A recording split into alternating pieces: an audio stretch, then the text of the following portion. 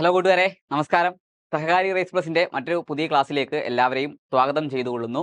ഇന്നത്തെ ക്ലാസ്സിൽ ഡിസ്കസ് ചെയ്യാൻ പോകുന്നത് കോപ്പറേറ്റീവ് സൊസൈറ്റീസുമായി ബന്ധപ്പെട്ട പദ്ധതികളാണ്. നമ്മുടെ കേരളത്തിൽ നടപ്പാക്കുന്ന പദ്ധതികൾ. കോപ്പറേറ്റീവ് സൊസൈറ്റി എന്ന് പറഞ്ഞാൽ നമുക്കത് കറക്റ്റ് ആവത്തില്ല. നമ്മുടെ എൻ്റയർ കോപ്പറേറ്റീവ് സെക്ടർ, നമ്മുടെ സംസ്ഥാനത്തെ സഹകരണ മേഖലയുടെ വികസനം ലക്ഷ്യമിട്ട് നമ്മുടെ ഗവൺമെന്റ് നടപ്പാക്കുന്ന പലതരത്തിലുള്ള പദ്ധതികൾ, അത് കുറെ പദ്ധതികളുണ്ട് അല്ലേ. അപ്പോൾ അങ്ങനെയുള്ള പദ്ധതികളെ കുറിച്ചാണ് നമ്മൾ ഇന്നത്തെ ക്ലാസ്സിൽ ഡിസ്കസ് ചെയ്യാൻ പോകുന്നത്.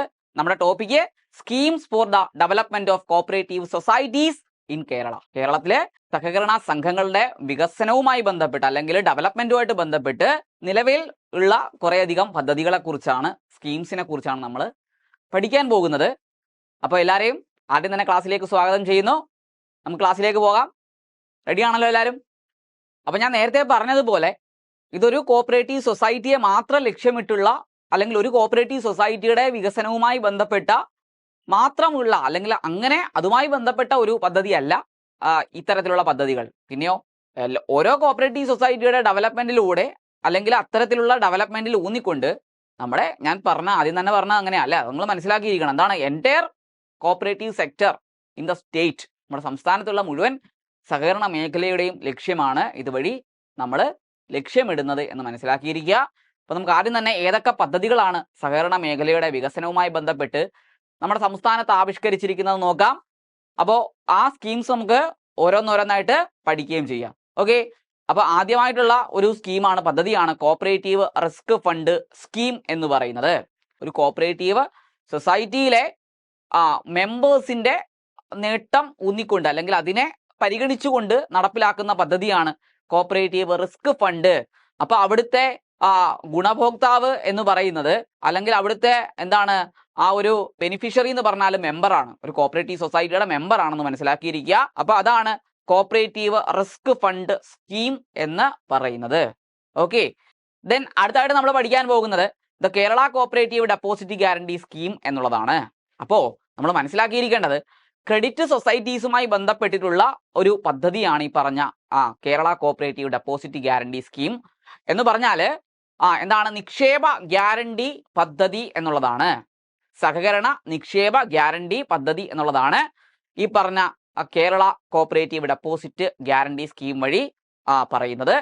അപ്പോ ഇതിന്റെ ബെനിഫിഷ്യറി അല്ലെങ്കിൽ ഇതിന്റെ ഗുണഭോക്താവ് എന്ന് പറഞ്ഞാൽ സൊസൈറ്റിയാണ്, സൊസൈറ്റികളാണ് അല്ലെങ്കിൽ സഹകരണ സംഘങ്ങളാണ് ഇതിന്റെ നേട്ടം ലഭിക്കുന്നത്. സഹകരണ സംഘങ്ങൾക്കാണെന്ന് മനസ്സിലാക്കിയിരിക്കുക. എസ്പെഷ്യലി ഏത് സെക്ടറിന്? ക്രെഡിറ്റ് സെക്ടറിന് അല്ലേ. കോപ്പറേറ്റീവ് മേഖലയിൽ വരുന്ന വായ്പാ സംഘങ്ങൾക്കാണ് ഇത്തരത്തിലുള്ള പദ്ധതിയുടെ നേട്ടം കിട്ടുന്നതെന്ന് മനസ്സിലാക്കിയിരിക്കുക. ഇപ്പൊ നമ്മൾ പറഞ്ഞ എന്താണ്, ഇത്തരത്തില് വായ്പാ സംഘങ്ങൾ സ്വീകരിക്കുന്ന നിക്ഷേപങ്ങൾക്ക് ഗ്യാരണ്ടി കൊടുക്കുന്ന പദ്ധതിയാണ് Kerala cooperative deposit guarantee scheme എന്ന് പറയുന്നത്. അപ്പോൾ നമ്മൾ രണ്ടാമത് പറഞ്ഞ Kerala cooperative deposit guarantee scheme സംഘങ്ങൾക്കാണ് അതുവഴി നേട്ടം ഉണ്ടാകുന്നത്. അതുവഴി കവർ ചെയ്യുന്നത് ഡെപ്പോസിറ്റിന്റെ ഇൻഷുറൻസ് ആണ് അല്ലേ. ഡെപ്പോസിറ്റ് ഇൻഷുറൻസ് ആണ് അതുവഴി കവർ ചെയ്യുന്നത്. നിക്ഷേപങ്ങൾക്ക് ഗ്യാരണ്ടി കൊടുക്കുന്ന പദ്ധതിയാണെന്ന് മനസ്സിലാക്കിയിരിക്കുക. ഇനി കോപ്പറേറ്റീവ് റിസ്ക് ഫണ്ട് എന്ന് പറഞ്ഞാൽ ഞാൻ പറഞ്ഞു മെമ്പറിനെ ആണ് അതിന്റെ നേട്ടം ലഭിക്കുന്നത്. അപ്പോ മെമ്പറിന് നേട്ടം കിട്ടുക എന്ന് പറഞ്ഞാൽ വായ്പയുമായി ബന്ധപ്പെട്ട് വായ്പയ്ക്ക് ഒരു വായ്പ എടുത്തിരിക്കുന്ന മെമ്പറിന് ഒരു ആശ്വാസം കൊടുക്കുന്നു. ചില പ്രത്യേക സാഹചര്യങ്ങളിൽ അവർക്ക് അത്തരത്തിലുള്ള ലോൺസുകൾ റൈറ്റ് ഓഫ് ചെയ്യുന്നതിന് വേണ്ടിയാണ് റിസ്ക് ഫണ്ട് സ്കീം ഉള്ളത് എന്ന് മനസ്സിലാക്കിയിരിക്കുക. അപ്പോൾ റിസ്ക് ഫണ്ട് സ്കീമിനെ എന്തെന്നും അറിയപ്പെടുന്നുണ്ട്? കോർപ്പസ് ഫണ്ട് എന്നും അറിയപ്പെടുന്നുണ്ട്. എന്തെന്നും അറിയപ്പെടുന്നത്? കോർപ്പസ് ഫണ്ട് എന്നും അറിയപ്പെടുന്നുണ്ട്. ഓക്കെ, അപ്പോ റിസ്ക് ഫണ്ടും ഡെപ്പോസിറ്റ് ഗ്യാരണ്ടി സ്കീമും തമ്മിലുള്ള വ്യത്യാസം എന്ന് പറഞ്ഞു കഴിഞ്ഞാൽ റിസ്ക് ഫണ്ടിലെ വായ്പയുമായിട്ട് ബന്ധപ്പെട്ടിട്ടുള്ള ഒരു പദ്ധതിയാണ് റിസ്ക് ഫണ്ട് എന്ന് പറയുന്നത്. അതിന്റെ നേട്ടം കിട്ടുന്നത് മെമ്പർക്കാണ്. എങ്കിൽ ഡെപ്പോസിറ്റ് ഗ്യാരണ്ടി സ്കീമില് നിക്ഷേപവുമായി ബന്ധപ്പെട്ട് നിക്ഷേപങ്ങൾക്ക് ഇൻഷുറൻസ് പരിരക്ഷ ഉറപ്പുവരുത്തുന്ന പദ്ധതിയാണ് ഡെപ്പോസിറ്റ് ഗ്യാരണ്ടി സ്കീം എന്ന് പറയുന്നത്. ഇതുവഴി നേട്ടം ലഭിക്കുന്നത് മെമ്പർക്കല്ല, സൊസൈറ്റിക്കാണെന്ന് മനസ്സിലാക്കിയിരിക്കുക. സൊസൈറ്റികൾക്കാണ് ഇതിന്റെ പ്രയോജനം അല്ലെങ്കിൽ അതിന്റെ ഒരു നേട്ടം ലഭ്യമാകുന്നത്. അപ്പൊ അത് എന്താണ് സൊസൈറ്റിക്ക് ഇത്തരത്തിൽ ബെനിഫിഷ്യൽ ആകുന്നത് എന്നുള്ളത് നമുക്ക് ആ ഒരു പദ്ധതി പഠിക്കുമ്പോൾ ഞാൻ പറഞ്ഞുതരാം. അപ്പൊ അതുകൊണ്ട് നിങ്ങളൊന്ന് മനസ്സിലാക്കിയിരിക്കുക. ഓക്കെ, അപ്പം റിസ്ക് ഫണ്ടിനെ കോർപ്പസ് ഫണ്ട് എന്ന് അറിയപ്പെടുന്നുണ്ട്. എങ്കിൽ ചിലപ്പോൾ നമുക്ക് പരീക്ഷയ്ക്ക് ചോദിക്കാം കോർപ്പസ് ഫണ്ട് ആരാണ് മെയിൻറ്റെയിൻ ചെയ്യുന്നത് എന്ന് ചോദിക്കാം. കോർപ്പസ് ഫണ്ട് എന്ന് പറഞ്ഞിട്ടൊരു ഫണ്ട് മെയിൻറ്റെയിൻ ചെയ്യുന്ന ഒരു സ്ഥാപനമുണ്ട്. അത് നമ്മുടെ NCUI ആണ് അല്ലെ. NCUI കോർപ്പസ് ഫണ്ട് മെയിൻറ്റെയിൻ ചെയ്യുന്ന സ്ഥാപനം എന്ന് പറഞ്ഞാൽ NCUI ആണ് എന്ന് മനസ്സിലാക്കി. നാഷണൽ കോപ്പറേറ്റീവ് യൂണിയൻ ഓഫ് ഇന്ത്യയാണ്. നമ്മുടെ റിസ്ക് ഫണ്ടിനെയും നമ്മൾ സംസ്ഥാനത്ത് നടപ്പാക്കുന്ന റിസ്ക് ഫണ്ടിനെ നമ്മൾ എന്തെന്ന് വിളിക്കുന്നുണ്ട്? കോർപ്പസ് ഫണ്ട് എന്ന് വിളിക്കുന്നുണ്ടെന്ന് മനസ്സിലാക്കിയിരിക്കുക. ഓക്കെ, ദെൻ അടുത്ത പറയുന്നത് എന്താ? അടുത്ത സ്കീമാണ് Kerala cooperative welfare and development scheme. Okay, അതായത് കേരള സഹകരണ വികസന ക്ഷേമ നിധി എന്നുള്ളതാണ് ഈ പറഞ്ഞ Kerala cooperative welfare and development fund scheme എന്നുള്ളത്. അപ്പൊ ഇത് 2000-ലാണ് നടപ്പിലാക്കുന്നത്. എന്നാണ് 2000-ലാണ് ഇത് നടപ്പിലാക്കുന്നതല്ല, നമ്മുടെ നിയമത്തിനകത്ത് കൂട്ടിച്ചേർക്കപ്പെടുന്നത് 2000-ലെ ഭേദഗതിയോടുകൂടി, 2000-ലെ ഭേദഗതിയോട് കൂടിയാണെന്ന് മനസ്സിലാക്കിയിരിക്കുക. അപ്പൊ നമ്മൾ മൂന്നാമതായിട്ട് പഠിക്കുന്ന പദ്ധതിയാണ് Kerala cooperative welfare and development scheme എന്ന് പറയുന്നത്. ഇതിന്റെ ബെനിഫിറ്റ് പോകുന്നത് ആർക്ക് തന്നെയാണ്? ഇതിന്റെ നേട്ടം അല്ലെങ്കിൽ ഗുണഭോക്താവ് എന്ന് പറഞ്ഞാൽ സൊസൈറ്റിയാണ്. കോപ്പറേറ്റീവ് സൊസൈറ്റികളാണ് അതിന്റെ ഗുണഭോക്താക്കൾ എന്ന് പറയുന്നത്. ഓക്കെ ആണല്ലോ. ദെൻ അടുത്ത എന്താ പറയുന്നത്? സെൽഫ് ഫിനാൻസിങ് പെൻഷൻ സ്കീം എന്നുള്ളതാണ്.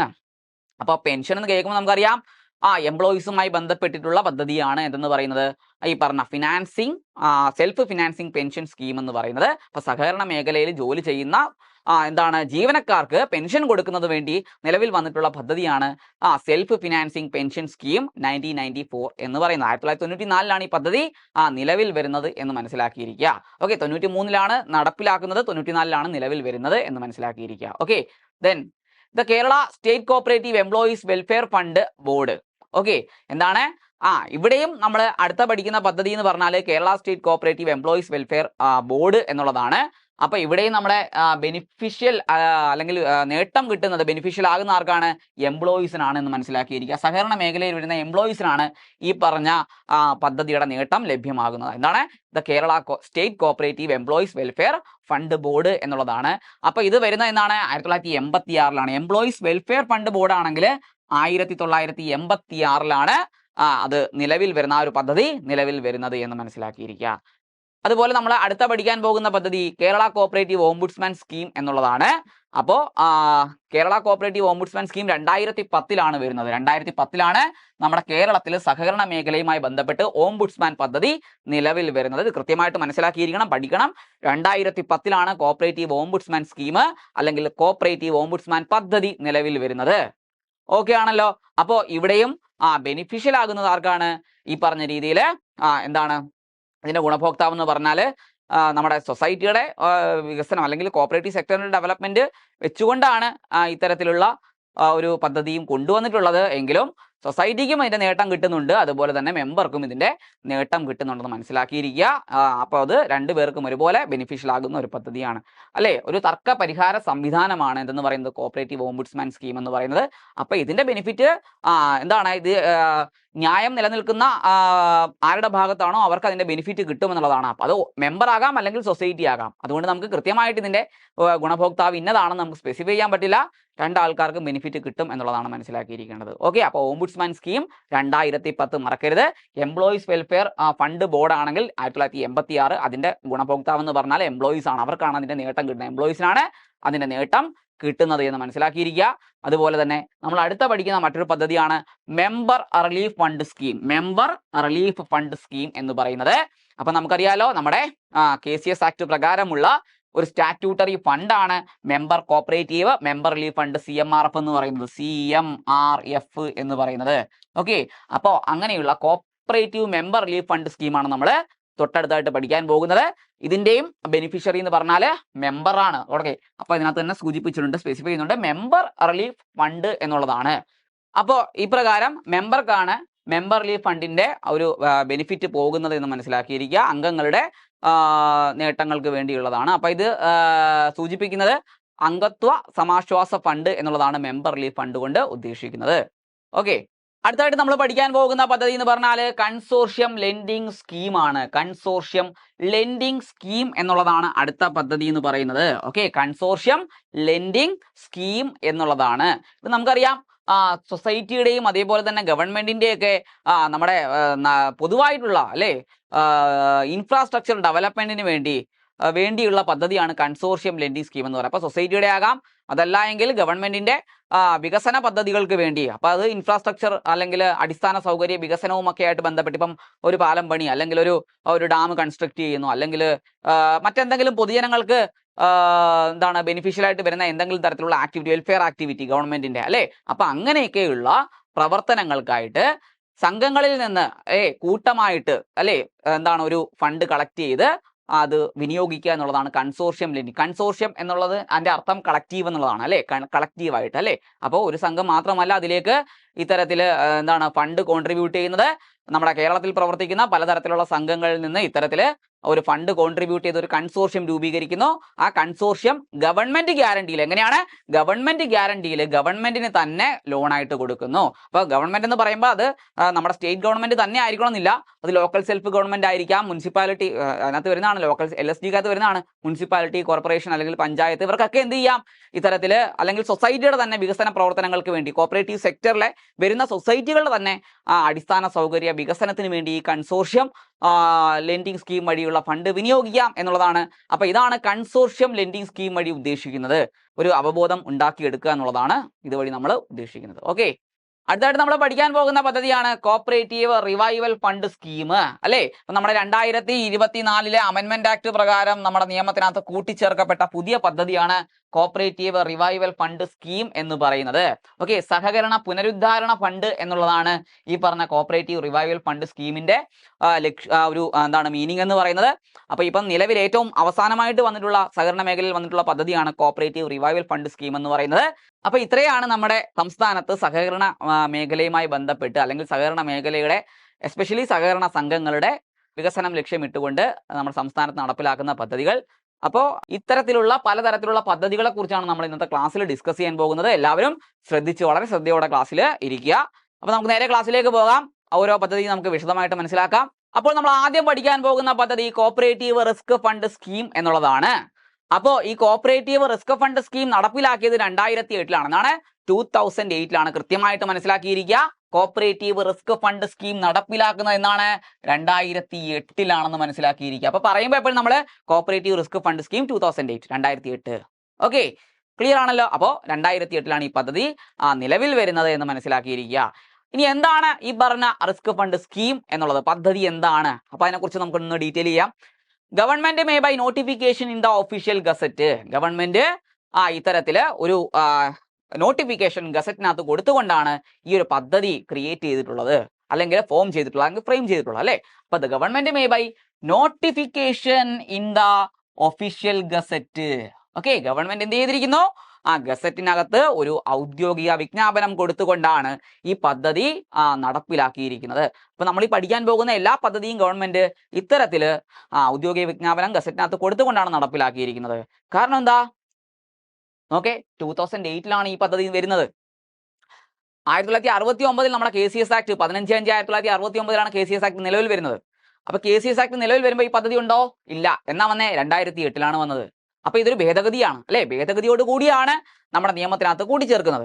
അപ്പോ നിയമം നടപ്പിലാകുന്നത് ഗസറ്റിനകത്ത് വിജ്ഞാപനം കൊടുക്കുമ്പോഴാണ് ഒരു നിയമം പ്രാബല്യത്തിൽ അല്ലെങ്കിൽ എക്സിസ്റ്റൻസ് ആവുന്നത് നമുക്കറിയാം. അപ്പോൾ അമെൻമെന്റ് ആണെങ്കിലും അതുപോലെ തന്നെ അല്ലേ, അമെൻമെന്റ് ആണെങ്കിലും എങ്ങനെയാണ് നിലവിൽ വരുന്നത്, ഇത്തരത്തില് ഒരു ഗസറ്റ് വിജ്ഞാപനം കൊടുത്തുകൊണ്ടാണ്. അപ്പോൾ നമ്മൾ ഈ പഠിക്കാൻ പോകുന്ന പദ്ധതികളെല്ലാം എങ്ങനെ ഗവൺമെന്റ് നടപ്പിലാക്കി എന്ന് ചോദിച്ചു കഴിഞ്ഞാൽ ഓർഡർ ആണോ അല്ലെങ്കിൽ ഡയറക്ഷൻ ആണോ, പരീക്ഷ ചിലപ്പോൾ അങ്ങനെ ചോദിക്കാം. അപ്പോൾ നമ്മൾ മനസ്സിലാക്കുക ഇതൊന്നും അല്ല, ഓർഡർ അല്ല, ഡയറക്ഷൻ അല്ല, പിന്നെന്താണ്, notification in the official gazette ആണെന്ന് മനസ്സിലാക്കിയിരിക്കുക. ഓക്കെ, അപ്പൊ അങ്ങനെ ഗവൺമെന്റ് ഒരു ഔദ്യോഗിക ഗസറ്റിനകത്ത് ഒരു ഔദ്യോഗിക വിജ്ഞാപനം കൊടുത്തുകൊണ്ട് ഫ്രെയിം ചെയ്തിരിക്കുന്നു, രൂപീകരിച്ചിരിക്കുന്നു. എന്ത്? എ സ്കീം, പദ്ധതി. കണ്ടോ, എന്താ പദ്ധതിയുടെ പേര്? Cooperative risk fund scheme. Cooperative risk fund scheme എന്ന് പറയുന്ന പദ്ധതി. കണ്ടോ, അപ്പൊ called cooperative risk fund scheme. കണ്ടോ, ഓക്കെ ആണല്ലോ. ഇനി എന്തിനു വേണ്ടിയാണ് ഈ റിസ്ക് ഫണ്ട് സ്കീം ഗവൺമെന്റ് നടപ്പിലാക്കിയത്? For the establishment of a fund. എന്താണ്? ഒരു ഫണ്ട് രൂപീകരിക്കുന്നതിന് വേണ്ടിയാണ് ഗവൺമെന്റ് ഇത്തരത്തിലൊരു പദ്ധതി നടത്തുക. അപ്പൊ പദ്ധതി വരുന്നു, ഫണ്ട് വരുന്നു. ഓക്കെ, പദ്ധതിയുമായി ബന്ധപ്പെട്ട് ഒരു ഫണ്ട് ക്രിയേറ്റ് ചെയ്യുന്നു. ഓക്കെ, ആ ഫണ്ടിന്റെ പേരാണ് റിസ്ക് ഫണ്ട്. ഓക്കെ, പദ്ധതിയുടെ പേരെന്താ? Cooperative risk fund scheme. Okay, അപ്പൊ കോപ്പറേറ്റീവ് റിസ്ക് ഫണ്ട് സ്കീമിന്റെ അണ്ടറിലാണ് കോപ്പറേറ്റീവ് റിസ്ക് ഫണ്ട് ഓപ്പറേറ്റ് ചെയ്യുന്നത്, അല്ലെങ്കിൽ അഡ്മിനിസ്റ്റർ ചെയ്യുന്നത്, മെയിൻറ്റെയിൻ ചെയ്യുന്നത്. ഓക്കെ ആണല്ലോ. അപ്പോൾ എന്താണ് ഈ ഒരു ഫണ്ട് കൊണ്ട് അർത്ഥമാക്കുന്നത്? എന്താണ് ഈ ഫണ്ടിന്റെ പർപ്പസ്? എന്താണ് ലക്ഷ്യം? എന്താണ്? എന്തിനു വേണ്ടിയാണ് ആ ഫണ്ട് ക്രിയേറ്റ് ചെയ്തിട്ടുള്ളത്? നമുക്ക് നോക്കാം. Four meeting the loan liability of those members. കണ്ടോ, എന്തിനാ മീറ്റ് ചെയ്യുന്നതിന് വേണ്ടി? ലോൺ ലൈബിലിറ്റിയെ മീറ്റ് ചെയ്യുന്നതിന് വേണ്ടി. കണ്ടോ, ലോൺ എന്ന് കേൾക്കുമ്പോഴേ നമുക്കറിയാം ലോൺ ഒരു കോപ്പറേറ്റീവ് സൊസൈറ്റി കൊടുക്കുന്ന ആർക്കാണ്? അതിന്റെ മെമ്പേഴ്സിനാണ് ലോൺ കൊടുക്കുന്നത്. അപ്പോ ഞാൻ പറഞ്ഞതാണ് ആദ്യം തന്നെ അല്ലേ, ഇതിന്റെ ബെനിഫിഷ്യറി അല്ലെങ്കിൽ ഇതിന്റെ ഗുണഭോക്താവ് എന്ന് പറഞ്ഞാൽ മെമ്പറാണ്. അപ്പൊ മെമ്പറിന്റെ ലോൺ ലൈബിലിറ്റിയെ റൈറ്റ് ഓഫ് ചെയ്യുന്നത്, ചുരുക്കി പറഞ്ഞാൽ റൈറ്റ് ഓഫ്, എഴുതി തള്ളുക. കണ്ടോ, അപ്പൊ അങ്ങനെ ലോൺ ഒരു മെമ്പർ എടുത്തിട്ടുണ്ടെങ്കിൽ ആ മെമ്പർക്ക് അത് തിരിച്ചടയ്ക്കാൻ പറ്റാത്ത, മുതലും പലിശ ഇനത്തിലും അത് തിരിച്ചടവ് വരാൻ അയാൾക്ക് തിരിച്ചടയ്ക്കാൻ പറ്റാത്ത ഏതെങ്കിലും തരത്തിലുള്ള കണ്ടിജൻസി അല്ലെങ്കിൽ സാഹചര്യമാണ് ഉള്ളതെങ്കിൽ ഇത്തരത്തിൽ റിസ്ക് ഫണ്ടുമായി ബന്ധപ്പെട്ട്, ആ പദ്ധതിയുമായി ബന്ധപ്പെട്ട് റിസ്ക് ഫണ്ടിൽ നിന്ന് അയാൾക്ക് ആനുകൂല്യം കിട്ടുന്നു. അപ്പൊ എന്താണ് ആനുകൂല്യം? To write off the loans അല്ലേ. എന്ത് ചെയ്യാണ്? അയാൾക്ക് തിരിച്ചടയ്ക്കാനുള്ള തുക എന്ത് ചെയ്യുന്നു? എഴുതി തള്ളുന്നു. നമുക്കറിയാം ഒരു കോപ്പറേറ്റീവ് സൊസൈറ്റി എപ്പോഴും മെമ്പറിന്റെ സാമ്പത്തിക താല്പര്യങ്ങളെ പ്രൊമോട്ട് ചെയ്യുന്നതിന് വേണ്ടിയാണ് അതിന്റെ ഒന്നാമത്തെ പ്രയോറിറ്റി എന്ന് പറയുന്നത്, അതിന്റെ ഒബ്ജക്റ്റ് എന്ന് പറയുന്നത്. സൊസൈറ്റിയുടെ ഒബ്ജക്റ്റ് നമ്മൾ സെക്ഷൻ 4 പഠിക്കുമ്പോൾ നമ്മൾക്കറിയാം അല്ലേ. അപ്പോ മെമ്പറിന്റെ നേട്ടമാണ് സൊസൈറ്റി ലക്ഷ്യമിടുന്നതെങ്കിൽ ഇത്തരത്തിൽ മെമ്പർക്കൊരു ഒരു സിറ്റുവേഷൻ, ഒരു നെഗറ്റീവ് ആയിട്ടുള്ള സിറ്റുവേഷൻ വരികയാണ് അല്ലേ. അയാൾക്ക് ഈ പറഞ്ഞ സംഘത്തിൽ നിന്ന് ലോൺ എടുത്തിട്ട് തിരിച്ചടയ്ക്കാൻ പറ്റാത്ത സാഹചര്യം വന്നു കഴിഞ്ഞാൽ അവിടെ മെമ്പറിനെ ഹെൽപ്പ് ചെയ്യുന്നു, അയാളുടെ ലോൺ ലൈബിലിറ്റിയെ റൈറ്റ് ഓഫ് ചെയ്തുകൊണ്ട്. അപ്പൊ ആ ലോൺ ലൈബിലിറ്റിയെ മീറ്റ് ചെയ്യുമ്പോൾ സൊസൈറ്റിക്ക് എന്തായാലും നഷ്ടം വരും. കാരണം സൊസൈറ്റിക്ക് സൊസൈറ്റിയിലേക്ക് ലോൺ എമൗണ്ട് തിരിച്ചടവ് വരുന്നില്ല. അപ്പൊ സംഘത്തിന് നഷ്ടം വരത്തില്ലേ? സൊസൈറ്റി കൊടുത്തേക്കുന്ന, മെമ്പറിന് കൊടുത്തേക്കുന്ന ലോണാണ്. അപ്പൊ ആ എമൗണ്ട് തിരിച്ച് സൊസൈറ്റിയിലേക്ക് അടച്ചില്ല എങ്കിൽ സംഘത്തിന് നഷ്ടം വരും. അപ്പോ അങ്ങനെ സൊസൈറ്റിക്ക് നഷ്ടം വരാൻ പാടില്ല, മെമ്പർക്കും ഒരു തരത്തിലുള്ള പ്രശ്നം ഉണ്ടാകാൻ പാടില്ല. അപ്പൊ എന്ത് ചെയ്യും? ഈ സ്കീമിന്റെ അണ്ടറിലുള്ള ഫണ്ടിൽ നിന്ന്, ഏത് ഫണ്ട്? റിസ്ക് ഫണ്ടിൽ നിന്ന് ഈ ഒരു തുക എങ്ങോട്ടേക്ക് പോകും? ഈ സൊസൈറ്റിയിലേക്ക് മെമ്പറിന്റെ ലോൺ ഇനത്തിൽ ക്രെഡിറ്റ് ചെയ്യുന്നതിന് വേണ്ടി പോകുന്നു. അപ്പൊ എന്താണ് ഇതുവഴി ഇതിന്റെ നേട്ടം കിട്ടുന്ന ആർക്കാണ്? ഈ പറഞ്ഞ മെമ്പർക്കാണെന്ന് മനസ്സിലാക്കിയിരിക്കുക. അപ്പൊ മെമ്പറിന്റെ ലോൺ ലൈബിലിറ്റിയെ മീറ്റ് ചെയ്യാൻ വേണ്ടിയാണ് ഈ പറഞ്ഞ ഫണ്ട് മെയിൻറ്റെയിൻ ചെയ്തിരിക്കുന്നത്. കണ്ടോ, four meeting the loan liability of those members who have availed loans from cooperative society. ഏത് മെമ്പേഴ്സിനാണോ അല്ലെ ഒരു കോപ്പറേറ്റീവ് സൊസൈറ്റിയിൽ നിന്ന് വായ്പ ലഭ്യമായിരിക്കുന്നത്, ആ വായ്പ ലഭ്യമാക്കിയിരിക്കുന്ന മെമ്പറിന് ഈ ലോൺ എമൗണ്ട് തിരിച്ചടയ്ക്കാൻ പറ്റാത്ത സാഹചര്യങ്ങൾ, ഓക്കെ, അത് എപ്പോഴൊന്നും പറ്റത്തില്ല. കൈ പൈസ ഉണ്ടായിട്ട് അടയ്ക്കാതിരിക്കുന്ന ആയിരിക്കത്തില്ല. എന്തെങ്കിലും സിറ്റുവേഷൻ വരികയാണ്, ചിലപ്പോൾ അംഗം മരണപ്പെടുകയാണ്, അല്ലെങ്കിൽ അയാൾക്ക് എന്തെങ്കിലും തരത്തിലുള്ള ഗുരുതര രോഗങ്ങൾ പിടിപെടുകയാണ്. അപ്പൊ അങ്ങനെയുള്ള പ്രത്യേക കണ്ടിജൻസീസ് സാഹചര്യങ്ങളിൽ ഈ മെമ്പറിന്റെ ലോൺ ലൈബിലിറ്റിയെ മീറ്റ് ചെയ്യുന്നതിന് വേണ്ടി, ആ ലോൺ ലൈബിലിറ്റിയെ മീറ്റ് ചെയ്യുന്നതെന്ന് വെച്ചാൽ എന്താണ്? റൈറ്റ് ഓഫ് എഴുതി തള്ളുക. അങ്ങനെ റൈറ്റ് ഓഫ് ചെയ്യാൻ പാടുണ്ടോ? അങ്ങനെ റൈറ്റ് ഓഫ് ചെയ്ത് കഴിഞ്ഞാൽ സംഘത്തിന് നഷ്ടം വരത്തില്ലേ? ഇല്ല, നഷ്ടം വരത്തില്ല. അപ്പൊ ഈ ഫണ്ടിൽ നിന്ന് ഈ മെമ്പറിന്റെ ലോൺ അക്കൗണ്ടിലേക്ക് എന്ത് ചെയ്യും? ഈ ഫണ്ടിൽ നിന്ന് തുക കൊടുക്കുന്നു. അങ്ങനെ സൊസൈറ്റിക്ക് നഷ്ടമില്ല, മെമ്പറിന്റെ ഇത്തരത്തിലുള്ള ആ ഒരു പ്രത്യേക സാഹചര്യത്തെ പരിഗണിക്കുകയും ചെയ്യുന്നു. അപ്പൊ ഇതാണ് ഈ പദ്ധതി വഴി ലക്ഷ്യമിടുന്നതെന്ന് മനസ്സിലാക്കിയിരിക്കുക. ഓക്കെ. അപ്പൊ എന്താണ്? ഒരു കോപ്പറേറ്റീവ് സൊസൈറ്റിക്ക് നിന്ന് മെമ്പറിന് കിട്ടുന്ന ലോൺ എമൗണ്ടിനെ മീറ്റ് ചെയ്യുന്നതിന്, ലോൺ ലൈബിലിറ്റി അല്ലെ, മെമ്പർ തിരിച്ചടയ്ക്കാനുള്ള ലോൺ ലൈബിലിറ്റിയെ മീറ്റ് ചെയ്യുന്നതിന് വേണ്ടിയാണ് ഈ ഫണ്ട് മെയിൻറ്റെയിൻ ചെയ്തിരിക്കുന്നത്. ഓക്കെ. അപ്പൊ എന്താണ്? അങ്ങനെ വായ്പ കൊടുത്തിട്ടുണ്ടെങ്കിൽ അതിന്റെ കാരണം അല്ലെ, എന്താണ് ഈ കണ്ടിജൻസി എന്ന് ഞാൻ പറഞ്ഞു. എന്താണ്? മരണപ്പെടുകയോ അതല്ല എങ്കിൽ എന്തെങ്കിലും തരത്തിലുള്ള ഗുരുതര രോഗങ്ങൾ ഉണ്ടെങ്കിലോ. ആ രോഗങ്ങളുടെ കേസ് ഇവിടെ പറയുന്നില്ല, പക്ഷെ പറയുന്നുണ്ട് എന്താണ്? ഓക്കെ, ഒരു മെമ്പർക്ക് സൊസൈറ്റിയിൽ നിന്ന് ലോൺ കിട്ടി and died within the repayment period of such loans. കണ്ടോ, ഓക്കെ, ഒരു മെമ്പർക്ക് ഇത്തരത്തില് കോപ്പറേറ്റീവ് സൊസൈറ്റിയിൽ നിന്ന് ലോൺ കിട്ടിയിട്ടുണ്ട്, അവൈൽ ആയിട്ടുണ്ട്. ഓക്കെ, അപ്പോ അതിന്റെ റീപേയ്മെന്റ് നടന്നുകൊണ്ടിരിക്കുന്ന കാലയളവിൽ ഇയാൾ മരണപ്പെടുന്നു. ഓക്കെ, അങ്ങനെയാണെങ്കിൽ അയാൾക്ക് അയാളുടെ ലോൺ ലൈബിലിറ്റിയെ മീറ്റ് ചെയ്യുന്നതിന് വേണ്ടി എന്ത് ചെയ്യുന്നു? ഈ ഒരു ഫണ്ടിൽ നിന്ന് ആ തുക വിനിയോഗിക്കുന്നു എന്നുള്ളതാണ്. അതിനുവേണ്ടിയാണ് ഈ ഫണ്ട് മെയിൻറ്റെയിൻ ചെയ്യുന്നത്. അപ്പൊ നമ്മൾ കൃത്യമായിട്ട് മനസ്സിലാക്കിയിരിക്കേണ്ട എന്താണ്? ഈ ഫണ്ട് മെയിൻറ്റെയിൻ ചെയ്യുന്നതിന്റെ ആവശ്യകത അല്ലെങ്കിൽ ഉദ്ദേശ ലക്ഷ്യം എന്താണെന്ന് മനസ്സിലാക്കിയിരിക്കുക. എന്താണ്? ഒരു കോപ്പറേറ്റീവ് സൊസൈറ്റി, ആ കോപ്പറേറ്റീവ് സൊസൈറ്റിയുടെ മെമ്പറിന് കൊടുത്തിരിക്കുന്ന loan amount, okay, loan amount തിരികെ കിട്ടാതിരിക്കുന്ന സാഹചര്യം എന്തുമായി ബന്ധപ്പെട്ട്? ആ സംഘത്തിലേക്ക് ഈ പറഞ്ഞ രീതിയിൽ ആ മെമ്പർ ഈ പറഞ്ഞ തുക തിരിച്ചടച്ചുകൊണ്ടിരിക്കുമ്പോൾ, ഈ ലോൺ തിരിച്ചടച്ചുകൊണ്ടിരിക്കുന്ന സമയത്ത് അയാൾ മരണപ്പെടുന്നു. ഓക്കെ, അങ്ങനെയുള്ള ഒരു സാഹചര്യമാണെങ്കിൽ മാത്രം അത്തരത്തിലുള്ള മെമ്പറിന്റെ ലോൺ ലൈബിലിറ്റി, ഇപ്പം മരണപ്പെട്ട് കഴിഞ്ഞാൽ പിന്നെ ചിലപ്പം ഈ ലോൺ അടയ്ക്കേണ്ട ബാധ്യത ആർക്ക് വരും? അയാളുടെ ലീഗൽ ഹെയേഴ്സിന്, അല്ലെങ്കിൽ ഈ പറഞ്ഞ രീതിയിൽ നോമിനിക്കൊക്കെ വരും. ഓക്കെ ആണോ? അപ്പൊ അത് ചിലപ്പോൾ അവർക്ക് ഈ പറഞ്ഞ രീതിയിൽ വലിയ സാമ്പത്തികം ഒന്നും കാണത്തില്ല, അല്ലെങ്കിൽ തിരിച്ചടയ്ക്കാൻ പറ്റുന്ന സാഹചര്യം ആയിരിക്കത്തില്ല. അപ്പോൾ ഒരു മരണം നടക്കുമ്പോൾ, ഒരു മരണം സംഭവിക്കുമ്പോൾ അതിന്റെ മേലിൽ പിന്നെയും അല്ലെ വായ്പയുമായി ബന്ധപ്പെട്ടിട്ടുള്ള കാര്യങ്ങൾ നടപ്പിലാക്കുക എന്ന് പറഞ്ഞു കഴിഞ്ഞാൽ അതൊരു വളരെ പരിതാപകരമായിട്ടുള്ള അവസ്ഥയാണ്. അപ്പോൾ അത്തരത്തിലെ അവസ്ഥകളൊന്നും അങ്ങനെയുള്ള സിറ്റുവേഷനൊക്കെ ഒഴിവാക്കുന്നതിന് വേണ്ടിയാണ് ഇത്തരത്തിലുള്ള റിസ്ക് ഫണ്ട് മെയിൻറ്റെയിൻ ചെയ്യുന്നത്. അപ്പോൾ നമ്മൾ മനസ്സിലാക്കിയിരിക്കേണ്ട ഒരു കാര്യത്തോടെ ഞാൻ പറയാം, ഒരു കാര്യത്തോടെ പറഞ്ഞിട്ട് ഇത് അവസാനിപ്പിക്കാം. എന്താണ്? ഈ പറഞ്ഞ മെമ്പർ ലോൺ കിട്ടി അതിന്റെ തിരിച്ചടവ് നടന്നുകൊണ്ടിരിക്കുന്ന സമയത്താണ് മരണപ്പെടുന്നതെങ്കിൽ മാത്രമാണ് റിസ്ക് ഫണ്ടിന്റെ ആനുകൂല്യം കിട്ടുന്നത്. അല്ലാതെ അടവെല്ലാം തിരിച്ചടവെല്ലാം കഴിഞ്ഞ് ലോൺ ക്ലോസ് ആയി അത് ശേഷമാണ് അയാൾ മരണപ്പെടുന്നതെങ്കിൽ ഈ എമൗണ്ട് ഒരിക്കലും ഈ അടച്ച തുക തിരിച്ചു കിട്ടത്തില്ല. മനസ്സിലായോ? ലോൺ അക്കൗണ്ടിലേക്ക് അടച്ച് ലോൺ ക്ലോസ് ചെയ്ത തുക ഒരിക്കലും മെമ്പറിന് തിരിച്ചു കിട്ടത്തില്ല. മരണപ്പെട്ടു, ആ മരണപ്പെട്ട അംഗത്തിന്റെ കുടുംബാംഗങ്ങൾ ചെന്നിട്ട് പറയുകയാണ്, ഈ അടച്ച തുക മൊത്തം ഞങ്ങൾക്ക് തിരിച്ചു തരണം, ഞങ്ങളുടെ ഈ പൈസയൊന്നുമില്ല, അയാൾ മരണപ്പെട്ടു, ഇന്നാള് അല്ലെ കുടുംബത്തിന്റെ ഏക അത്താണിയായിരുന്നു, അയാൾ മരണപ്പെട്ടു, അതുകൊണ്ട് ഈ തുക ഞങ്ങൾക്ക് തിരിച്ചു തരണമെന്ന് പറഞ്ഞാൽ നടക്കുമോ? നടക്കത്തില്ല. എന്താണ് സിറ്റുവേഷൻ? ആ റീപേയ്മെന്റ് ടൈമിൽ മരണപ്പെടണം. ഈ ലോൺ എമൗണ്ട് സംഘത്തിലേക്ക് തിരിച്ചടച്ചുകൊണ്ടിരുന്ന ആ ഒരു റീപേയ്മെന്റ് പീരീഡിൽ എന്ത് ചെയ്യണം? ഈ അംഗം മരണപ്പെട്ടാലാണ് ഇതിന്റെ ആനുകൂല്യം കിട്ടുന്നത് എന്ന് മനസ്സിലാക്കിയിരിക്കുക. അപ്പോൾ ഇവിടെ എല്ലാം പോയിന്റുകളുണ്ട്, അതെല്ലാം കൃത്യമായിട്ട് നോട്ട് ചെയ്യുക. ഓക്കെ, ക്ലിയർ ആണല്ലോ? അപ്പോൾ ഇതാണ് കോപ്പറേറ്റീവ് റിസ്ക് ഫണ്ട് സ്കീം എന്ന് പറയുന്നത്. പദ്ധതി 2008 വന്നിട്ടുള്ളത്. അപ്പോൾ ഇതിന്റെ പേര് കോപ്പറേറ്റീവ് റിസ്ക് ഫണ്ട് സ്കീം എന്നുള്ളതാണ്. അപ്പോൾ ഗവൺമെന്റ് ഗസറ്റിനകത്ത് നോട്ടിഫിക്കേഷൻ കൊടുത്തുകൊണ്ടാണ് ഈ പദ്ധതി നടപ്പിലാക്കുന്നത്. അതുപോലെ തന്നെ ഈ പദ്ധതിയുമായി എന്തിനു വേണ്ടിയാണ് ഈ പദ്ധതി? ഒരു ഫണ്ട് മെയിൻറ്റെയിൻ ചെയ്യുന്നതിന് വേണ്ടിയാണ്. എന്താണ് ആ ഫണ്ടിന്റെ പേര്? Cooperative risk fund. എന്തിനാണ് ആ ഫണ്ട്? എന്താണ്? To meet the loan liability of members who have availed a loan in the cooperative society and died within the period of repayment. ഒരു മെമ്പർക്ക് കോപ്പറേറ്റീവ് സൊസൈറ്റിയിൽ ലോൺ കിട്ടിയിട്ടുണ്ട്, ആ ലോൺ എമൗണ്ട് അയാൾ തിരിച്ചടച്ചുകൊണ്ടിരിക്കുന്ന ആ തിരിച്ചടവ് കാലയളവിൽ അയാൾ മരണപ്പെടുകയാണെങ്കിൽ അയാളുടെ ലോൺ ലൈബിലിറ്റി റൈറ്റ് ഓഫ് അല്ലെങ്കിൽ അയാളുടെ ലോൺ ലൈബിലിറ്റി മീറ്റ് ചെയ്യുന്നതിന് വേണ്ടിയാണ് ഈ ഫണ്ട് മെയിൻറ്റെയിൻ ചെയ്യുന്നത്. Okay, section 57D of the KCS Act 1969 deals with cooperative risk fund scheme. Okay, നമ്മുടെ KCS ആക്ടിനകത്ത് എവിടെയാണ് കോപ്പറേറ്റീവ് റിസ്ക് ഫണ്ടിനെ കുറിച്ച് പരാമർശിക്കുന്നത്, അല്ലെങ്കിൽ KCS ആക്ടിന്റെ ഏത് സെക്ഷൻ പ്രകാരമാണ് ഈ കോപ്പറേറ്റീവ് റിസ്ക് ഫണ്ട് കോൺസ്റ്റിറ്റ്യൂട്ട് ചെയ്തിട്ടുള്ളത് എന്ന് ചോദിച്ചു കഴിഞ്ഞാൽ നമ്മൾ പറയണം ഏതാണ്? സെക്ഷൻ 57D ആണ്. ഏതാണ്? സെക്ഷൻ 57D ആണ് നമ്മുടെ റിസ്ക് ഫണ്ട് സ്കീമിനെ കുറിച്ച് പരാമർശിക്കുന്നത്, അല്ലെങ്കിൽ അതിന്റെ അതിന്റെ കോൺസ്റ്റിറ്റ്യൂഷനെ കുറിച്ച് പ്രതിപാദിക്കുന്ന സെക്ഷനാണ് നമ്മുടെ KCS ആക്ടിനകത്ത് സെക്ഷൻ 57D എന്ന് പറയുന്നത്. ഓക്കെ, ഇനി എന്നാണ് ഈ പറഞ്ഞ കോപ്പറേറ്റീവ് റിസ്ക് ഫണ്ട് നിലവിൽ വരുന്നത് എന്ന് ചോദിച്ചാൽ വിത്ത് ഡേറ്റ് സഹിതം പഠിക്കുകയാണെങ്കിൽ നമ്മൾ പറയണം April 1, 2008 April 1 ഈ പദ്ധതി നിലവിൽ വരുന്നത് അല്ലെങ്കിൽ നടപ്പിലാക്കുന്നത്. ഓക്കെ, അപ്പോൾ നമ്മൾ മനസ്സിലാക്കിയിരിക്കേണ്ട കാര്യം, ഇവിടെ നമ്മൾ സെക്ഷൻ 57 കുറിച്ച് പഠിക്കുമ്പോൾ നമ്മളവിടെ കുറച്ച് സെക്ഷൻസ് നമ്മൾ പഠിക്കും. സെക്ഷൻ 57A കണ്ടോ? 57A എന്ന് പറഞ്ഞാൽ എന്താണ്?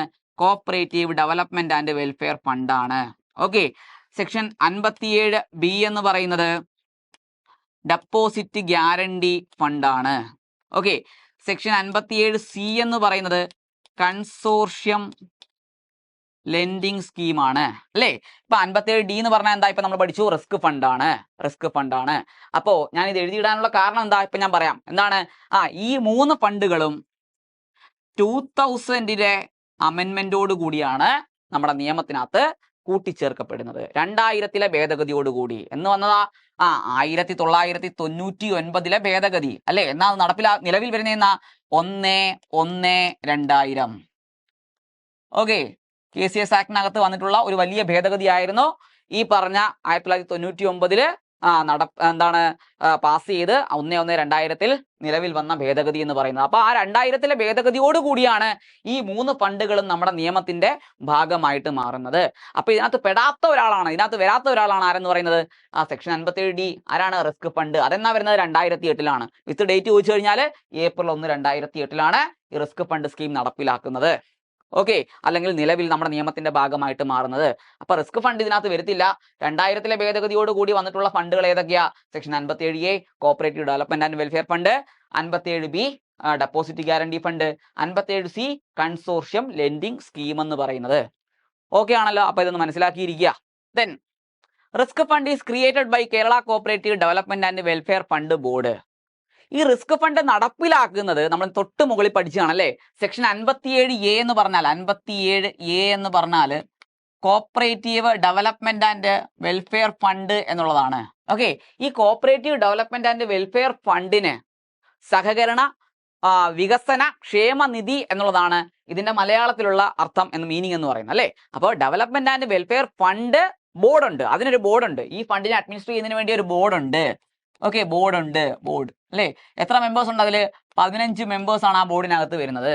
ഓക്കെ, ആ ബോർഡ് തന്നെയാണ് ഈ റിസ്ക് ഫണ്ടിനെ ക്രിയേറ്റ് ചെയ്തിട്ടുള്ളത്. അല്ലെങ്കിൽ റിസ്ക് ഫണ്ട് പദ്ധതി നടപ്പിലാക്കുന്നത് ആര് വഴിയാണ്? Cooperative development and welfare fund board വഴിയാണ്. അപ്പൊ ഈ റിസ്ക് ഫണ്ടിന് പ്രത്യേകം ഒരു ബോർഡ് ഇല്ല എന്ന് മനസ്സിലാക്കിയിരിക്കുക. ഏത് ബോർഡ് വഴിയാണ് നടപ്പിലാക്കുന്നത്?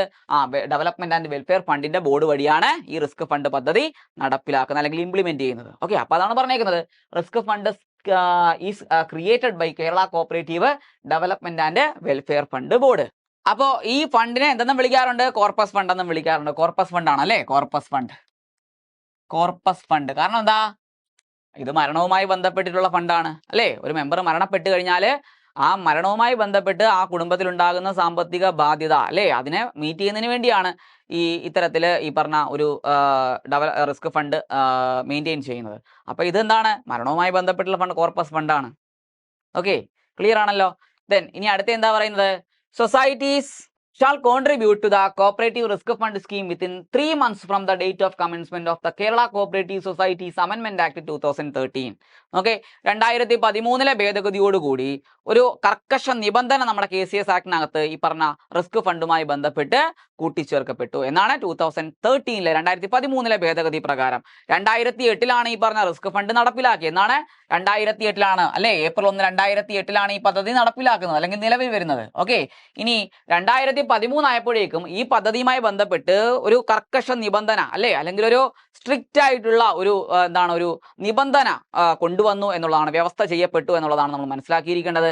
2013 KCS അമെൻമെന്റ് ആക്ട് എന്നാണോ നിലവിൽ വരുന്നത്, കേം ഇൻ ഫോഴ്സ് ആയത്, അന്നോട്ട് 3 മാസത്തിനുള്ളിൽ ഈ സംഘങ്ങൾ, റിസ്ക് ഫണ്ടിന്റെ പരിധിയിൽ വരുന്ന സംഘങ്ങൾ, അപ്പൊ റിസ്ക് ഫണ്ടിന്റെ പരിധിയിൽ വരുന്ന സംഘങ്ങൾ ഏതാണ്? വായ്പാ സംഘങ്ങളാണ്. വായ്പ കൊടുക്കുന്ന സംഘങ്ങൾ ആയിരിക്കുമല്ലോ റിസ്ക് ഫണ്ടിന്റെ പരിധിയിൽ വരുന്നത്. അപ്പൊ ആ അത്തരത്തിലുള്ള സംഘങ്ങൾ എന്ത് ചെയ്തിരിക്കണം? ഈ തുക അല്ലെ, ഈ റിസ്ക് ഫണ്ടുമായി ബന്ധപ്പെട്ട സ്കീമിനകത്ത് പറയുന്ന എത്ര രൂപയാണോ കോൺട്രിബ്യൂട്ട് ചെയ്യേണ്ടത് ആ തുക എങ്ങോട്ടേക്ക് അടച്ചിരിക്കണം? 3 മാസത്തിനുള്ളിൽ ഈ ഫണ്ടിലേക്ക് കോൺട്രിബ്യൂട്ട് ചെയ്തിരിക്കണം. ഓക്കെ, അങ്ങനെ ഒരു നിബന്ധന എന്നാ കൊണ്ടുവന്നത്? 2013 KCS അമെൻമെന്റ് ആക്ട് അതുവഴിയാണ് കൊണ്ടുവന്നതെന്ന് മനസ്സിലാക്കിയിരിക്കുക. 2008 ഈ പദ്ധതി നടപ്പിലാക്കുമ്പോൾ ഈ ഒരു നിബന്ധന ഉണ്ടായിരുന്നില്ല. അപ്പോൾ അന്ന് ഈ പറഞ്ഞ പല സൊസൈറ്റികളും ഈ ഫണ്ടിലേക്ക് ചിലപ്പോൾ തുക കോൺട്രിബ്യൂട്ട് ചെയ്തിട്ടുണ്ടായിരിക്കത്തില്ല. അപ്പോൾ അതൊന്ന് സ്ട്രിക്റ്റ് ആക്കിയെന്നാണ് 2013 അമെൻമെന്റ് ആക്ടോട് കൂടിയാണ്. എന്താ പറഞ്ഞേക്കുന്നത്? 2013 അമെൻമെന്റ് ആക്ട്, KCS ആക്ടിനകത്ത് അമെൻമെന്റ് വരുത്തിയ ആ ഭേദഗതി നിയമം കേം ഇൻ ഫോഴ്സ് ആയി 3 മാസത്തിനുള്ളിൽ തന്നെ 3 മാസത്തിനുള്ളിൽ തന്നെ എന്ത് ചെയ്തിരിക്കണം? ഈ റിസ്ക് ഫണ്ടിന്റെ പരിധിയിൽ വരുന്ന സംഘങ്ങള് റിസ്ക് ഫണ്ടിലേക്ക് തുക അടച്ചിരിക്കണം എന്നുള്ള ഒരു സ്ട്രിക്റ്റ് ആയിട്ടുള്ള ഒരു നിബന്ധന കൊണ്ടുവന്നു എന്നാണ്. ഓക്കെ, അപ്പൊ societies shall contribute to cooperative risk fund scheme within 3 months. Okay, 3 months എന്നോട്ട് 3 months from the date of commencement of the Kerala cooperative societies അമെൻമെന്റ് ആക്ട് 2013. ഓക്കെ ആണല്ലോ? ഇനി അടുത്ത എന്താ? If the society fails to join the scheme, the society have no right to issue loans to members and the general public, and the registrar shall be competent to issue prohibition order restraining the society from providing loans. Okay, എന്താ പറഞ്ഞേക്കുന്നത്? ഇനി ഏതെങ്കിലും ഒരു society ഈ 2013 അമെൻമെന്റ് act വന്ന് 3 മാസത്തിനുള്ളിൽ ഈ ഫണ്ടിലേക്ക് തുക അടയ്ക്കാൻ പരാജയപ്പെടുകയാണെങ്കിൽ ആ സൊസൈറ്റിക്ക് എന്തിന് അവകാശം ഉണ്ടായിരിക്കില്ല?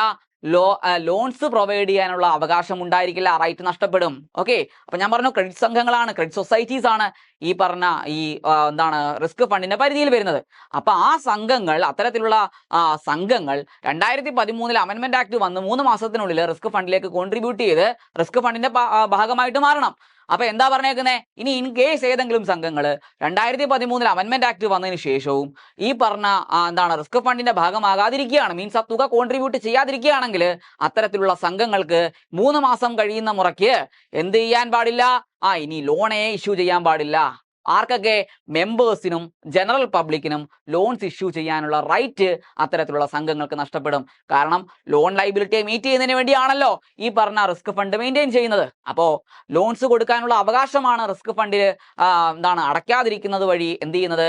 സൊസൈറ്റിക്ക് നഷ്ടപ്പെടുന്നത്. അപ്പൊ അങ്ങനെ ഒരു വ്യവസ്ഥ കൂടി 2013 അമെൻമെന്റ് ആക്ടോട് കൂടി നമ്മുടെ നിയമത്തിന്റെ താളുകളിൽ കൂട്ടിച്ചേർക്കപ്പെട്ടു എന്ന് മനസ്സിലാക്കിയിരിക്കുക. അപ്പൊ വളരെ സ്ട്രിക്റ്റ് ആയി അല്ലെ, കാര്യങ്ങൾ കുറച്ചും കൂടെ കർശനമാക്കി റിസ്ക് ഫണ്ടുമായി ബന്ധപ്പെട്ട് എന്നാണ് 2013 അമെൻമെന്റ് ആക്ട് പ്രകാരം. അപ്പൊ 2013 അമെൻമെന്റ് ആക്ട് ഒരു വലിയ അമെൻമെന്റ് ആണ്, ഭേദഗതിയാണ് അല്ലെ. നമുക്കറിയാം നമ്മുടെ KCS ആക്ടിനകത്ത് 2 ഷെഡ്യൂൾസ്, ഷെഡ്യൂൾ 2ഉം ഷെഡ്യൂൾ 3യും അല്ലെ, ഈ രണ്ട് ഷെഡ്യൂൾസും നമ്മുടെ നിയമത്തിന്റെ ഭാഗമായിട്ട് മാറിയത് 2013 അമെന്റ്മെന്റ് ആക്ടോട് കൂടിയാണ്. എന്താണ് ഷെഡ്യൂൾ 2ഉം അതേപോലെ ഷെഡ്യൂൾ 3യും അല്ലെ നമ്മുടെ നിയമത്തിനകത്ത് കൂട്ടിച്ചേർക്കപ്പെട്ടത് 2013 ഭേദഗതിയോട് കൂടിയാണ് എന്ന് മനസ്സിലാക്കിയിരിക്കുക. ഓക്കെ, നമ്മുടെ KCS ആക്ടിന്റെ പ്രിയാമ്പിൾ അമെന്റ് ചെയ്ത് എത്ര തവണയാണ്, എത്ര അമെന്റ്മെന്റ് വഴിയാണ് നമ്മുടെ പ്രിയാമ്പിൾ അല്ലെങ്കിൽ ആമുഖം ഭേദഗതി ചെയ്തത്? അത് 2 തവണയേ ഉള്ളൂ. 2 തവണയേ ഉള്ളൂ പ്രിയാമ്പിൾ ഭേദഗതി ചെയ്തിട്ടുള്ളത്. അപ്പൊ അത് ഏതൊക്കെയാണ് എന്ന് മനസ്സിലാക്കിയിരിക്കുക. ഒന്ന് നമ്മുടെ 2000 ഭേദഗതി, 2 എന്ന് പറയുന്നത് 2010 ഭേദഗതി. ഓക്കെ, ഈ 2 ഭേദഗതിയോട് കൂടിയാണ് നമ്മുടെ പ്രിയാമ്പിളിൽ മാറ്റങ്ങൾ വരുത്തിയിട്ടുള്ളത്. ഓക്കെ, പ്രിയാമ്പിൾ അമെന്റ്മെന്റുമായിട്ട് ബന്ധപ്പെട്ട 2 ഭേദഗതികളാണ് 2000ലെയും 2010ലെയും ഭേദഗതികൾ.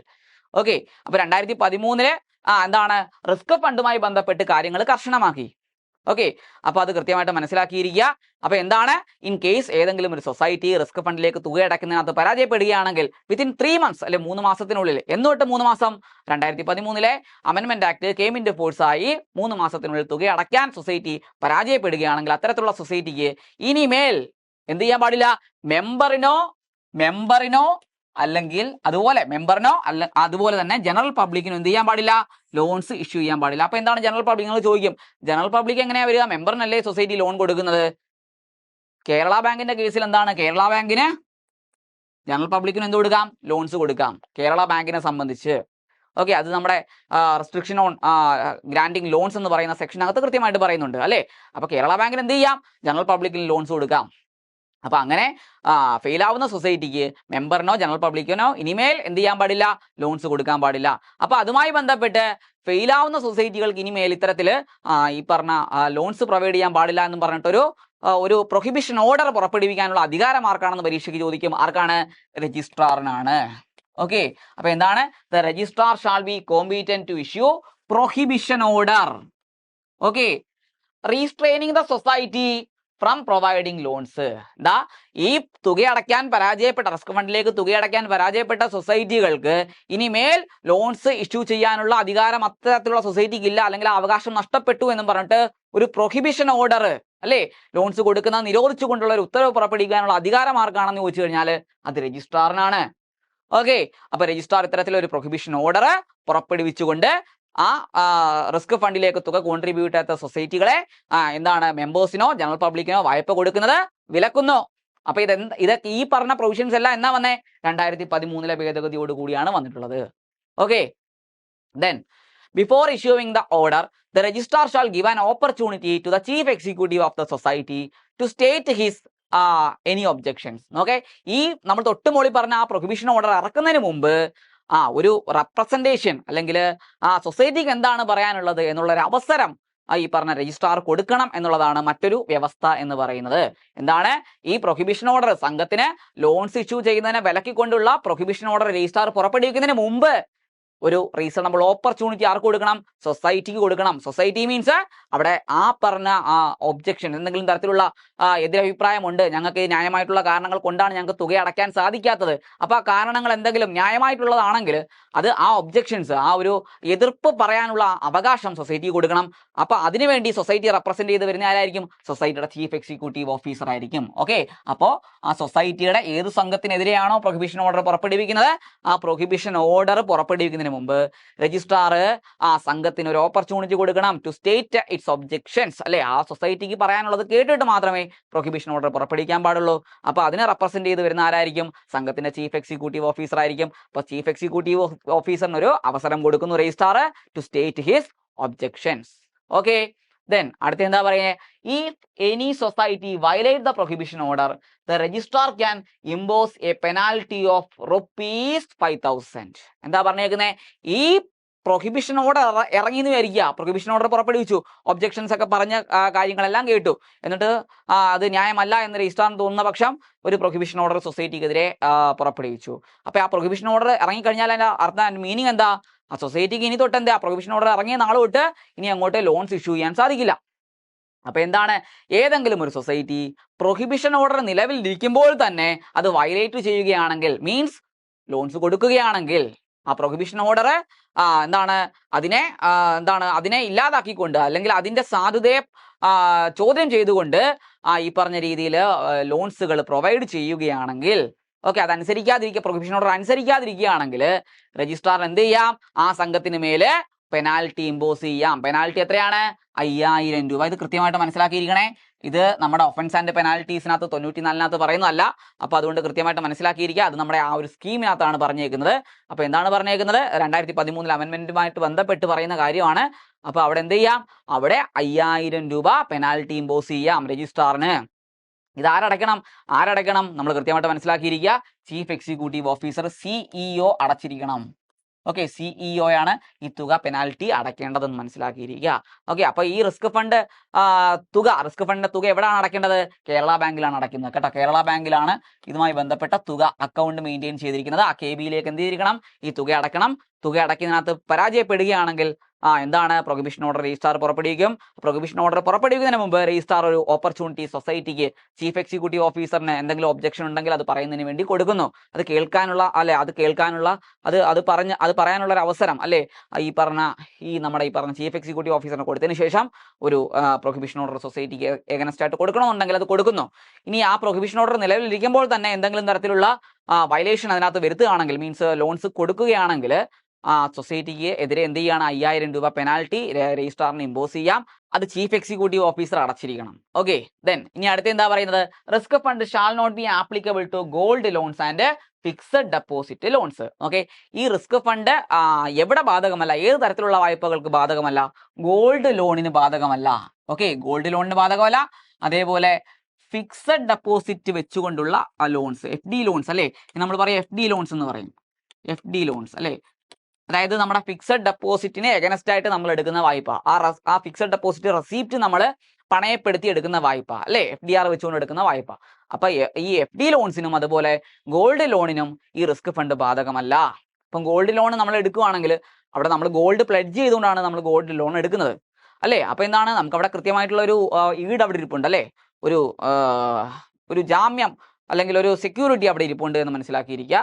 അപ്പൊ ആ ഗോൾഡ് ലോൺ ആണെങ്കിൽ അതിന്റെ തിരിച്ചടവ്, എടുത്ത ലോൺ തിരിച്ചടച്ചുകൊണ്ടിരിക്കുന്ന കാലയളവിൽ ഈ പറഞ്ഞ മെമ്പർ മരണപ്പെട്ട് കഴിഞ്ഞാൽ ആ ഒരു ലോൺ ലൈബിലിറ്റി എഴുതി തള്ളത്തില്ല. കാരണം എന്താ? റിസ്ക് ഫണ്ടിന്റെ പരിധിയിൽ വരുന്നതല്ല ഗോൾഡ് ലോൺ എന്ന് പറയുന്നത്. അതേപോലെ തന്നെ FD ലോൺസിന്റെ കേസിലും ഫിക്സഡ് ഡെപ്പോസിറ്റ് ലോൺസിന്റെ കേസിലും ഇത് ബാധകമല്ല എന്ന് മനസ്സിലാക്കിയിരിക്കുക. അപ്പൊ ഏതൊക്കെ ലോൺസിലാണ് റിസ്ക് ഫണ്ട് ബാധകമല്ലാത്തത് എന്ന് ചോദിച്ചു കഴിഞ്ഞാൽ നമ്മൾ പറയണം ഗോൾഡ് ലോണും ഫിക്സഡ് ഡെപ്പോസിറ്റ് ലോണുമാണ്.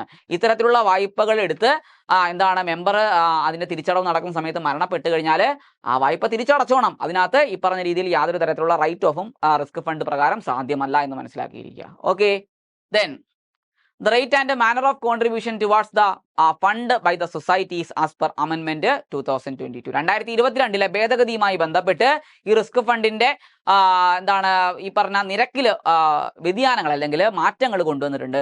അപ്പൊ 2022 അമെന്റ്മെന്റ് ആക്ട് പ്രകാരം ഈ സംഘങ്ങൾ ഈ റിസ്ക് ഫണ്ടിലേക്ക് കോൺട്രിബ്യൂട്ട് ചെയ്യുന്ന നിരക്ക് അല്ലെങ്കിൽ റേറ്റ് എത്രയാണെന്നാണ് നമ്മൾ ഇനി അടുത്ത പഠിക്കാൻ പോകുന്നത്. അപ്പോൾ ലേറ്റസ്റ്റ് ആയിട്ട് 2022 റിസ്ക് ഫണ്ടിന്റെ റേറ്റ് പുതുക്കിയത്. അപ്പോൾ അത് കൃത്യമായിട്ട് മനസ്സിലാക്കിയിരിക്കുക. ഓക്കെ, അപ്പോൾ എന്താണ്? Loan is contribution towards the scheme is 0.7%. ലോണിയുടെ കോൺട്രിബ്യൂഷൻ. ഓക്കെ, ഒരു മെമ്പർ ലോൺ എടുക്കാൻ സൊസൈറ്റിയിലേക്ക് വന്നു കഴിഞ്ഞാൽ ആ മെമ്പർക്ക് എത്ര രൂപയാണോ ലോൺ കൊടുക്കുന്നത്, അപ്പൊ 10 ലക്ഷം ആണെങ്കിൽ ആ 10 ലക്ഷത്തിന്റെ 0.7% ആണ് ലോണിയുടെ കയ്യിൽ നിന്ന് ഈടാക്കി എടുക്കുന്നത്. അപ്പൊ 10 ലക്ഷം അയാൾക്ക് ലോണായിട്ട് കൊടുക്കുന്ന സമയത്ത് ആ 10 ലക്ഷത്തിന്റെ 0.7% സൊസൈറ്റി ഇങ്ങ് പിടിക്കും. എന്നിട്ട് ബാക്കി തുക ആർക്ക് കൊടുക്കത്തുള്ളൂ? ലോണായിട്ട് ഈ പറഞ്ഞ മെമ്പർക്ക് കൊടുക്കത്തുള്ളൂ. അപ്പൊ അത് ലോണിയുടെ കോൺട്രിബ്യൂഷൻ ആയിട്ട് എങ്ങോട്ടേക്ക് അടയ്ക്കും? ഈ പറഞ്ഞ ഫണ്ടിലേക്ക് കോൺട്രിബ്യൂട്ട് ചെയ്യും. ഓക്കെ ആണല്ലോ. ഓക്കെ, അപ്പൊ എന്താണ്? ലോണീസ് കോൺട്രിബ്യൂഷൻ എത്രയാണ്? 0.7%. കൃത്യമായിട്ട് മനസ്സിലാക്കിയിരിക്കണം. ഓക്കെ, അപ്പൊ എന്താണ്? 0.7% ആണ് ലോണിയുടെ കോൺട്രിബ്യൂഷൻ എന്ന് പറയുന്നത്. ഓക്കെ, അപ്പൊ ലോൺ അമൗണ്ടിന്റെ 0.7% ലോണിയുടെ കോൺട്രിബ്യൂഷൻ ആയിട്ട് പോകുന്നു. Subject to a minimum of ₹100. Minimum എത്രയാണ്? ഏറ്റവും കുറഞ്ഞത് 100 രൂപയെങ്കിലും ഈ പറഞ്ഞ ലോണിയുടെ കോൺട്രിബ്യൂഷൻ ആയിട്ട് കൊടുക്കേണ്ടതായിട്ടുണ്ട്. ഓക്കെ, അപ്പൊ 0.7% ലോൺ അമൗണ്ടിന്റെ 0.7% കാൽക്കുലേറ്റ് ചെയ്യുമ്പോൾ ഒരു 90 രൂപയാണ് വരുന്നതെങ്കിൽ അത് 90 രൂപയെന്ന് വരാൻ ചാൻസ് ഇല്ല അല്ലേ. അപ്പൊ ഒന്ന് മനസ്സിലാക്കി വെച്ചിരുന്നാൽ മതി. അത് 90 രൂപയാണ് വരുന്നതെങ്കിൽ എത്ര അടച്ചിരിക്കണം? 100 രൂപ അടയ്ക്കണം. അപ്പൊ മിനിമം എത്രയാണ്? 100 രൂപയാണ്. ഓക്കെ, മാക്സിമം എത്ര രൂപയാണ്? 2000 രൂപ. മാക്സിമം എത്ര അടച്ചാൽ മതി? 2000 രൂപ അടച്ചാൽ മതി. ഇപ്പൊ ഈ 0.7% കാൽക്കുലേറ്റ് ചെയ്യുമ്പോൾ ഒരു 5000 രൂപ വന്നാൽ എത്ര അടച്ചാൽ മതി? 2000 രൂപ അടച്ചാൽ മതി. ഇൻക്ലൂഡ് GST എത്രയാണ്? 18%. ഈ അടയ്ക്കുന്ന തുകയ്ക്കകത്ത് എന്തുണ്ടാവും? Include GST. ഓക്കെ, 18% എന്തുവരെ? 18% GSTയും കൂടെ ചേർത്തിട്ടാണ് നമ്മൾ അടയ്ക്കുന്നതെന്ന് മനസ്സിലാക്കിയിരിക്കുക. അപ്പൊ ഇതാണ് ഈ റിസ്ക് ഫണ്ടിലേക്ക് സൊസൈറ്റി അടയ്ക്കുന്ന കോൺട്രിബ്യൂഷൻ. സൊസൈറ്റിയാണ് അടയ്ക്കുന്നതെങ്കിലും ആരിൽ നിന്ന് ഈടാക്കിയാണ് സൊസൈറ്റിയിലേക്ക് അടയ്ക്കുന്നത്? ലോണിയുടെ കയ്യിൽ നിന്ന് ഈടാക്കിയാണ് ഈ സൊസൈറ്റിയിൽ ഈ പറഞ്ഞ ഫണ്ടിലേക്ക് ഈ തുക കോൺട്രിബ്യൂട്ട് ചെയ്യുന്നത് മനസ്സിലാക്കിയിരിക്കുക. ഓക്കെ ആണല്ലോ? അപ്പൊ നമ്മൾ ഇവിടുന്ന് മനസ്സിലാക്കിയിരിക്കേണ്ട കാര്യം എന്താ? ലോണിയുടെ കോൺട്രിബ്യൂഷൻ ആണ്. ലോണിയുടെ കോൺട്രിബ്യൂഷൻ ആണ് എങ്ങോട്ടേക്ക് പോകുന്നത്? ഈ റിസ്ക് ഫണ്ടിലേക്ക് അടയ്ക്കുന്നത്. ഓക്കെ, കാരണം എന്താ? ഈ ലോണിക്കാണ് ഇതിന്റെ ബെനിഫിറ്റ് കിട്ടുന്നത് അല്ലേ? ലോണിക്കാണ് ഇതിന്റെ നേട്ടം കിട്ടുന്നത്. അതുകൊണ്ട് ലോണിയുടെ കയ്യിൽ നിന്നാണ് ഈ തുക പിടിക്കുന്നത് അല്ലേ? അപ്പൊ ലോണിക്ക് കൊടുക്കുന്ന സൊസൈറ്റി കൊടുക്കുന്ന ലോൺ എമൗണ്ടിൽ നിന്ന് 0.7% കിഴിവ് അല്ലെ കുറയ്ക്കുകയും അത് ആ തുക സൊസൈറ്റി റീറ്റെയിൻ ചെയ്യുക, കയ്യിൽ പിടിച്ചു വെക്കുകയും എന്നിട്ട് അത് പിന്നീട് എന്ത് ചെയ്യും? ഈ പറഞ്ഞ ഫണ്ടിലേക്ക് അടയ്ക്കുകയും ചെയ്യും. ഓക്കെ, അപ്പൊ അത് 0.7% കാൽക്കുലേറ്റ് ചെയ്യുമ്പോൾ മിനിമം എത്ര രൂപയാണ്? 100 രൂപയെങ്കിലും അടച്ചിരിക്കണം. ഓക്കെ, മാക്സിമം എത്രയാണ്? 2000 രൂപയെങ്കിലും അടച്ചിരിക്കണം. ഓക്കെ, അപ്പൊ അങ്ങനെയാണെങ്കിൽ ഇൻക്ലൂഡിങ് അതല്ലേ 100,000 2000 ആണെങ്കിലും അതിനകത്ത് എന്ത് വരും? 18% GST വരും. 18% GSTയും കൂടെ ചേർത്തായിരിക്കും അടയ്ക്കുന്നതെന്ന് മനസ്സിലാക്കിയിരിക്കുക. ഇനി എന്തൊക്കെ ബെനിഫിറ്റ് ആണ് ഈ ഒരു ബോറോവർക്ക്, ഈ ലോൺ എടുക്കുന്ന വ്യക്തിക്ക്, മെമ്പർക്ക് അല്ലെ, ഈ റിസ്ക് ഫണ്ടിന്റെ പരിധിയിൽ നിന്ന് ലഭ്യമാകുന്നത്? എന്തൊക്കെ നേട്ടങ്ങളാണ് ഇയാൾക്ക് കിട്ടുന്നത്? അപ്പോൾ റിലീഫ്, ആശ്വാസം അല്ലെങ്കിൽ ബെനിഫിറ്റ്സ്, നേട്ടങ്ങൾ, എന്തൊക്കെ നേട്ടങ്ങളാണ് അവൈലബിൾ ആയിരിക്കുന്നത് in case of death of borrower? ബോറോവറിന്റെ മരണവുമായി ബന്ധപ്പെട്ട് റിസ്ക് ഫണ്ട് ആനുകൂല്യങ്ങളൊക്കെ എന്തൊക്കെയാണ് കിട്ടുന്നത്? അപ്പൊ നമ്മൾ നേരത്തെ പഠിച്ചു, റിസ്ക് ഫണ്ടിന്റെ കേസിൽ മരണം മാത്രമല്ല മെഡിക്കൽ അലവൻസും കിട്ടുന്നുണ്ട് അല്ലേ? അതായത് എന്തെങ്കിലും തരത്തിലുള്ള ഗുരുതരമായിട്ടുള്ള രോഗങ്ങൾ വന്നിട്ടുണ്ടെങ്കിലും ഇയാൾക്ക് തിരിച്ചടയ്ക്കാൻ പറ്റാത്ത സ്ഥിതിയായിട്ട് വരികയാണെങ്കിൽ അവിടെ ഈ റിസ്ക് ഫണ്ടിന് ആനുകൂല്യം കിട്ടും. അപ്പം നമ്മൾ ആദ്യം പഠിക്കുന്നത് മരണവുമായി ബന്ധപ്പെട്ട്, ഡെത്തുമായി ബന്ധപ്പെട്ട ബെനിഫിറ്റ് ആണ് ബോറോവർക്ക് ലഭിക്കുന്നത്. എന്തൊക്കെയാണ് ഈ റിസ്ക് ഫണ്ടിന്റെ ആനുകൂല്യങ്ങളായിട്ട് ഇത്തരത്തിൽ മരണപ്പെട്ട മെമ്പർക്ക്, ലോൺ എടുത്തിരിക്കുന്ന മെമ്പർക്ക്, ലോൺ എടുത്ത് മരണപ്പെട്ട മെമ്പർക്ക് കിട്ടുന്നത് എന്നാണ് നോക്കാം. ഓക്കെ, ഒന്നെന്ന് പറഞ്ഞാൽ will get A deduction of ₹3 lakh on the capital. എത്രയാണ്? 3 ലക്ഷം. എന്തിന്റെ 3 ലക്ഷം? ക്യാപിറ്റൽ. ഓക്കെ, അതായത് വായ്പയിലെ മുതല്, പ്രിൻസിപ്പൽ, അതാണ് ക്യാപിറ്റൽ എന്ന് പറയുന്നത് അല്ലെ? ആ ക്യാപിറ്റലിന്റെ 3 ലക്ഷം വരെ എന്ത് ചെയ്യും? ഈ പറഞ്ഞ റൈറ്റ് ഓഫ് ചെയ്യും. ഓക്കെ, അതായത് 3 ലക്ഷം വരെ അയാൾക്ക് വായ്പ എഴുതിത്തള്ളും. അപ്പൊ എത്രയാണ് റിസ്ക് ഫണ്ടിന്റെ പരിധി? എത്രയാണ്? 3 ലക്ഷമാണ്. ഒരു മെമ്പർക്ക്, ലോൺ എടുത്തിരിക്കുന്ന ഒരു മെമ്പർ ലോൺ എടുത്ത് റീപേയ്മെന്റ് നടന്നുകൊണ്ടിരിക്കുമ്പോൾ മരണപ്പെടുകയാണെങ്കിൽ അയാൾക്ക് ആ വായ്പയുടെ ക്യാപിറ്റൽ അല്ലെങ്കിൽ പ്രിൻസിപ്പലിന്റെ 3 lakh, 3 ലക്ഷം വരെ എന്ത് ചെയ്യും? അയാൾക്ക് എന്താണ്? റൈറ്റ് ഓഫ് എഴുതി തള്ളും എന്നുള്ളതാണ് മനസ്സിലാക്കിയിരിക്കേണ്ടത്. അപ്പൊ ഈ 3 ലക്ഷം എന്നുള്ളത് മുമ്പ് 1.5 ലക്ഷം രൂപയായിരുന്നേ. ഇപ്പോഴാണ് അത് എത്ര ആയിട്ട് മാറ്റിയത്? 3 ലക്ഷമായിട്ട് മാറ്റിയത്. 2023 ആണ് ഈ പറഞ്ഞ രീതിയിൽ എന്താണ് ഈ പറഞ്ഞ ബെനിഫിറ്റ് അല്ലെ, റിസ്ക് ഫണ്ടിൽ നിന്ന് കിട്ടുന്ന ബെനിഫിറ്റ്, അതിന്റെ ആനുകൂല്യം വർദ്ധിപ്പിച്ചത്. 1.5-ൽ നിന്ന് എത്രയായിട്ട് മാറ്റി? 3 ലക്ഷമായിട്ട് ഉയർത്തിയത് 2023 മനസ്സിലാക്കിയിരിക്കുക. ഓക്കെ, ദെൻ അടുത്ത എന്താ പറഞ്ഞേക്കുന്നത്? The borrower should not more than 70 years old എന്ന് പറഞ്ഞാൽ എന്താ? ഈ ബോറോവർ 70 വയസ്സിൽ കൂടുതൽ പ്രായമുള്ള വ്യക്തിയായിരിക്കാൻ പാടില്ല. 70 വയസ്സിന് മുകളിൽ പ്രായമുള്ള ഒരു ബോറോവർ ആണെങ്കിൽ, ഓക്കെ, ഒരു ലോണി ആണെങ്കിൽ അയാൾക്ക് റിസ്ക് ഫണ്ട് കിട്ടില്ല. റിസ്ക് ഫണ്ടിന്റെ ആനുകൂല്യം അയാൾക്ക് കിട്ടത്തില്ല. കാരണം എന്താ? 70 വയസ്സ് കഴിഞ്ഞു കഴിഞ്ഞാൽ ഏത് സമയവും മരണപ്പെടാം അല്ലേ? അങ്ങനെയുള്ള ഒരു വ്യക്തി ലോൺ എടുത്തുകൊണ്ട് പോയി കഴിഞ്ഞാൽ, മരണപ്പെട്ട് കഴിഞ്ഞാൽ, അപ്പൊ അത് ആദ്യം തന്നെ വ്യവസ്ഥ ചെയ്തേക്കുവാണ്, ആദ്യം തന്നെ പറഞ്ഞേക്കാണ് 70 വയസ്സ് കഴിഞ്ഞിട്ടുള്ള ആളാണ് ബോറോവർ എങ്കിൽ, സൊസൈറ്റിയിൽ നിന്ന് ലോൺ എടുക്കുന്ന മെമ്പറിന് പ്രായം 70 വയസ്സിന് മുകളിലാണെങ്കിൽ അയാൾക്ക് റിസ്ക് ഫണ്ട് ബാധകമാകത്തില്ല, റിസ്ക് ഫണ്ട് ആനുകൂല്യം കിട്ടില്ല. അപ്പൊ എന്താണ്? ബോറോവറിന്റെ പ്രായം എന്ന് പറയുന്ന റിസ്ക് ഫണ്ടിന്റെ ആനുകൂല്യത്തിനകത്ത് വരണമെന്നുണ്ടെങ്കിൽ 70 വയസ്സിന് 70 വയസ്സോ അല്ലെങ്കിൽ 70 വയസ്സിന് താഴെ ആയിരിക്കണം അല്ലേ? എബോ എന്താണ്? ഓഫ് ആൻഡ് എബോ 70 years ആയിരിക്കണം. 70 വയസ്സിന് മുകളിലാണെങ്കിൽ ഒരിക്കലും റിസ്ക് ഫണ്ട് ആനുകൂല്യം മെമ്പർക്ക് കിട്ടില്ല എന്ന് മനസ്സിലാക്കിയിരിക്കുക. ഓക്കെ, ദെൻ അടുത്ത എന്താ പറഞ്ഞേക്കുന്നത്? No matter how many loans a borrower takes, the risk fund will only provide a maximum of ₹6 lakh as finance. ഇനി ഒരു പ്രശ്നമുള്ള എന്താ? ചിലപ്പോൾ ഒരു ബോറോവറിന് സൊസൈറ്റിയിൽ നിന്ന് ഒരു ലോൺ ആയിരിക്കില്ല ഉണ്ടായിരിക്കുന്നത്, ചിലപ്പോൾ 1, 2, 3 ലോൺസ് ഒക്കെ കാണും. അപ്പോൾ അയാൾ ക്ലെയിം ചെയ്യും അല്ലേ? ആ മരണപ്പെട്ട വ്യക്തി ആ ഒരു മെമ്പറിന്റെ നോമിനി അല്ലെങ്കിൽ ലീഗൽ ഹെയർ ക്ലെയിം ചെയ്യും. എന്താണ്? ഒരു ലോൺ അല്ല ഉള്ളത് അല്ലേ? ഒന്നിലധികം ലോൺ ഉണ്ടെങ്കിൽ ഇവിടുന്നെല്ലാം ഈ ലോൺസിൽ നിന്നൊക്കെ ഞങ്ങൾ എന്ത് ചെയ്യണം? ഞങ്ങൾക്ക് ഈ റിസ്ക് ഫണ്ട് ആനുകൂല്യം കിട്ടണമെന്ന് പറയും അല്ലേ? അപ്പൊ അങ്ങനെ പറയുമ്പോൾ അതൊരു പ്രശ്നമായിട്ട് വരും അല്ലേ? ഇപ്പോൾ ഒരു 10 ലോൺ എടുത്തിരിക്കുന്ന ഒരു വ്യക്തി എങ്ങനെയാണ് 10 ലോണിനും ഈ ഓരോ ലോണിനും 3 ലക്ഷം വെച്ച്, നമ്മൾ പറഞ്ഞു ഒരു ലോണിന് എത്ര? 3 ലക്ഷം അല്ലേ? ക്യാപിറ്റലിൽ നിന്ന് 3 ലക്ഷമാണ് റൈറ്റ് ഓഫ് ചെയ്ത് കളയുന്നത്. അപ്പൊ റിസ്ക് ഫണ്ട് ആനുകൂല്യമായിട്ട് ഒരു ലോണിന്മേൽ കിട്ടുന്നത് 3 ലക്ഷം രൂപയാണ്. അപ്പോൾ ഒന്നിലധികം ലോൺ എടുത്തിട്ടുള്ള വ്യക്തിയാണെങ്കിൽ അവർ ക്ലെയിം ചെയ്യും എന്താ ഈ പറഞ്ഞ രീതിയിൽ എന്താണ് ഒരു ലോണിൽ നിന്ന് 3 ലക്ഷം, അടുത്ത ലോണിൽ നിന്ന് 3 ലക്ഷം, അടുത്ത ലോണിൽ നിന്ന് 3 ലക്ഷം, അങ്ങനെ ക്ലെയിം ചെയ്യുമ്പോൾ അതൊരു പ്രശ്നമായിട്ട് മാറും. അതുകൊണ്ട് ഒരു വ്യവസ്ഥ കൂടി വെച്ചിട്ടുണ്ട്. എന്താണ്? എത്ര ലോൺ എടുത്താലും, ഒരു മെമ്പർ എത്ര ലോൺ എടുത്താലും, അത് 1 ആയിക്കോട്ടെ, 2 ആയിക്കോട്ടെ, 3 ആയിക്കോട്ടെ, 4 ആയിക്കോട്ടെ, 5 ആയിക്കോട്ടെ, മാക്സിമം അസിസ്റ്റൻസ് എന്ന് പറയുന്നത് എത്രയായിരിക്കും? മാക്സിമം 6 ലക്ഷമായിരിക്കും. 6 ലക്ഷമായിരിക്കും. ഓക്കെ, അപ്പൊ ഒരു മെമ്പർ 3 ലോൺസ് എടുത്തിട്ടുണ്ടെങ്കിൽ അവിടെ അയാൾക്ക് മാക്സിമം എത്ര ആയിരിക്കും കിട്ടുന്നത്? 6 ലക്ഷം രൂപയുടെ റൈറ്റ് ഓഫ് ആയിരിക്കും ആനുകൂല്യമായിട്ട് കിട്ടുന്നത്. ഓക്കെ, അപ്പൊ അത് കൃത്യമായിട്ട് മനസ്സിലാക്കിയിരിക്കുക. ഇനി 4 ലക്ഷം ആണെങ്കിലും എത്ര ആയിരിക്കും കിട്ടുക? 4 ലോൺസ് ആണെങ്കിലും, 4 ലോൺസ് എടുത്തിട്ടുണ്ടെങ്കിൽ അവിടുന്ന് അസിസ്റ്റൻസ് മാക്സിമം കിട്ടുന്ന എത്രയാണ്? 6 ലക്ഷം രൂപയായിരിക്കും. അപ്പൊ എത്ര ലോൺ എടുത്താലും ഒരു ബോറോവർക്ക് എത്ര ലോൺ എടുത്താലും സൊസൈറ്റിയിൽ നിന്ന് അയാൾക്ക് മാക്സിമം റിസ്ക് ഫണ്ട് വഴി കിട്ടുന്ന അസിസ്റ്റൻസ് എന്ന് പറയുന്നത്, ആനുകൂല്യം എന്ന് പറഞ്ഞാൽ 6 ലക്ഷം രൂപയുടെ റൈറ്റ് ഓഫ് ആയിരിക്കും. ഓക്കെ, ക്ലിയർ ആണല്ലോ. അടുത്ത എന്താ? The borrower will not be eligible for benefits under the scheme if there is a loan repayment default for 6 consecutive months immediately before death or loan maturity. Okay, ഇനി ഒരു member loan എടുത്തിട്ടുണ്ട്. ആ loan എടുത്തപ്പോൾ തന്നെ ലോണിയുടെ contribution ആയിട്ടുള്ള 0.7% calculate ചെയ്ത് സംഘം ഈ തുക പിടിച്ച് എങ്ങോട്ടേക്ക് അടച്ചിട്ടുണ്ട്? ഫണ്ടിലേക്ക് അടച്ചിട്ടുണ്ട്, റിസ്ക് ഫണ്ടിലേക്ക് അടച്ചിട്ടുണ്ട്. അപ്പൊ എന്താ അവിടെ ഈ പറഞ്ഞ മെമ്പർക്ക്, ആ മെമ്പർ ആ റീപേയ്മെന്റ് നടന്നുകൊണ്ടിരിക്കുന്ന സമയത്ത് മരണപ്പെട്ട് കഴിഞ്ഞാൽ അയാൾക്ക് ഓട്ടോമാറ്റിക്കായിട്ട് എന്ത് കിട്ടും? റിസ്ക് ഫണ്ടിന്റെ ആനുകൂല്യം. അത് 1 ലോൺ ആണെങ്കിലും, 2 ലോൺ ആണെങ്കിലും, 3 ലോൺ ആണെങ്കിലും, 4 ലോൺ ആണെങ്കിലും. 1 ലോൺ ആണെങ്കിൽ എത്രയാ? 3 ലക്ഷം രൂപ വരെ അസിസ്റ്റൻസ് കിട്ടും. ഇനി ഒന്നിലധികം ലോൺസ് ഉണ്ടെങ്കിൽ മാക്സിമം എത്രയാണ്? 6 ലക്ഷം രൂപ വരെ. ഓക്കെ, അങ്ങനെയാണെങ്കിൽ ഇയാൾക്ക് ചിലപ്പോൾ ഈ അസിസ്റ്റൻസ് കിട്ടത്തില്ല. അപ്പൊ അതിന്റെ കണ്ടീഷനാണ് ഇനി അടുത്ത പറയാൻ പോകുന്നത്. ഓക്കെ, എന്താണ് condition? The borrower will not be eligible, അയാൾ എലിജിബിൾ ആയിരിക്കില്ല എന്ന് പറയുമ്പോൾ ഇന്നെലിജിബിൾ ആയിരിക്കും. എന്താണ്? For benefits under the scheme, ഈ സ്കീം വഴിയുള്ള ആനുകൂല്യം അയാൾക്ക് കിട്ടത്തില്ല, അല്ലെങ്കിൽ അയാൾക്ക് അതിനുള്ള അർഹത ഉണ്ടായിരിക്കില്ല. എന്ത് സിറ്റുവേഷൻ ആണെങ്കിൽ? If there is a loan repayment default for 6 consecutive months, തുടർച്ചയായ 6 മാസത്തിൽ. കണ്ടോ?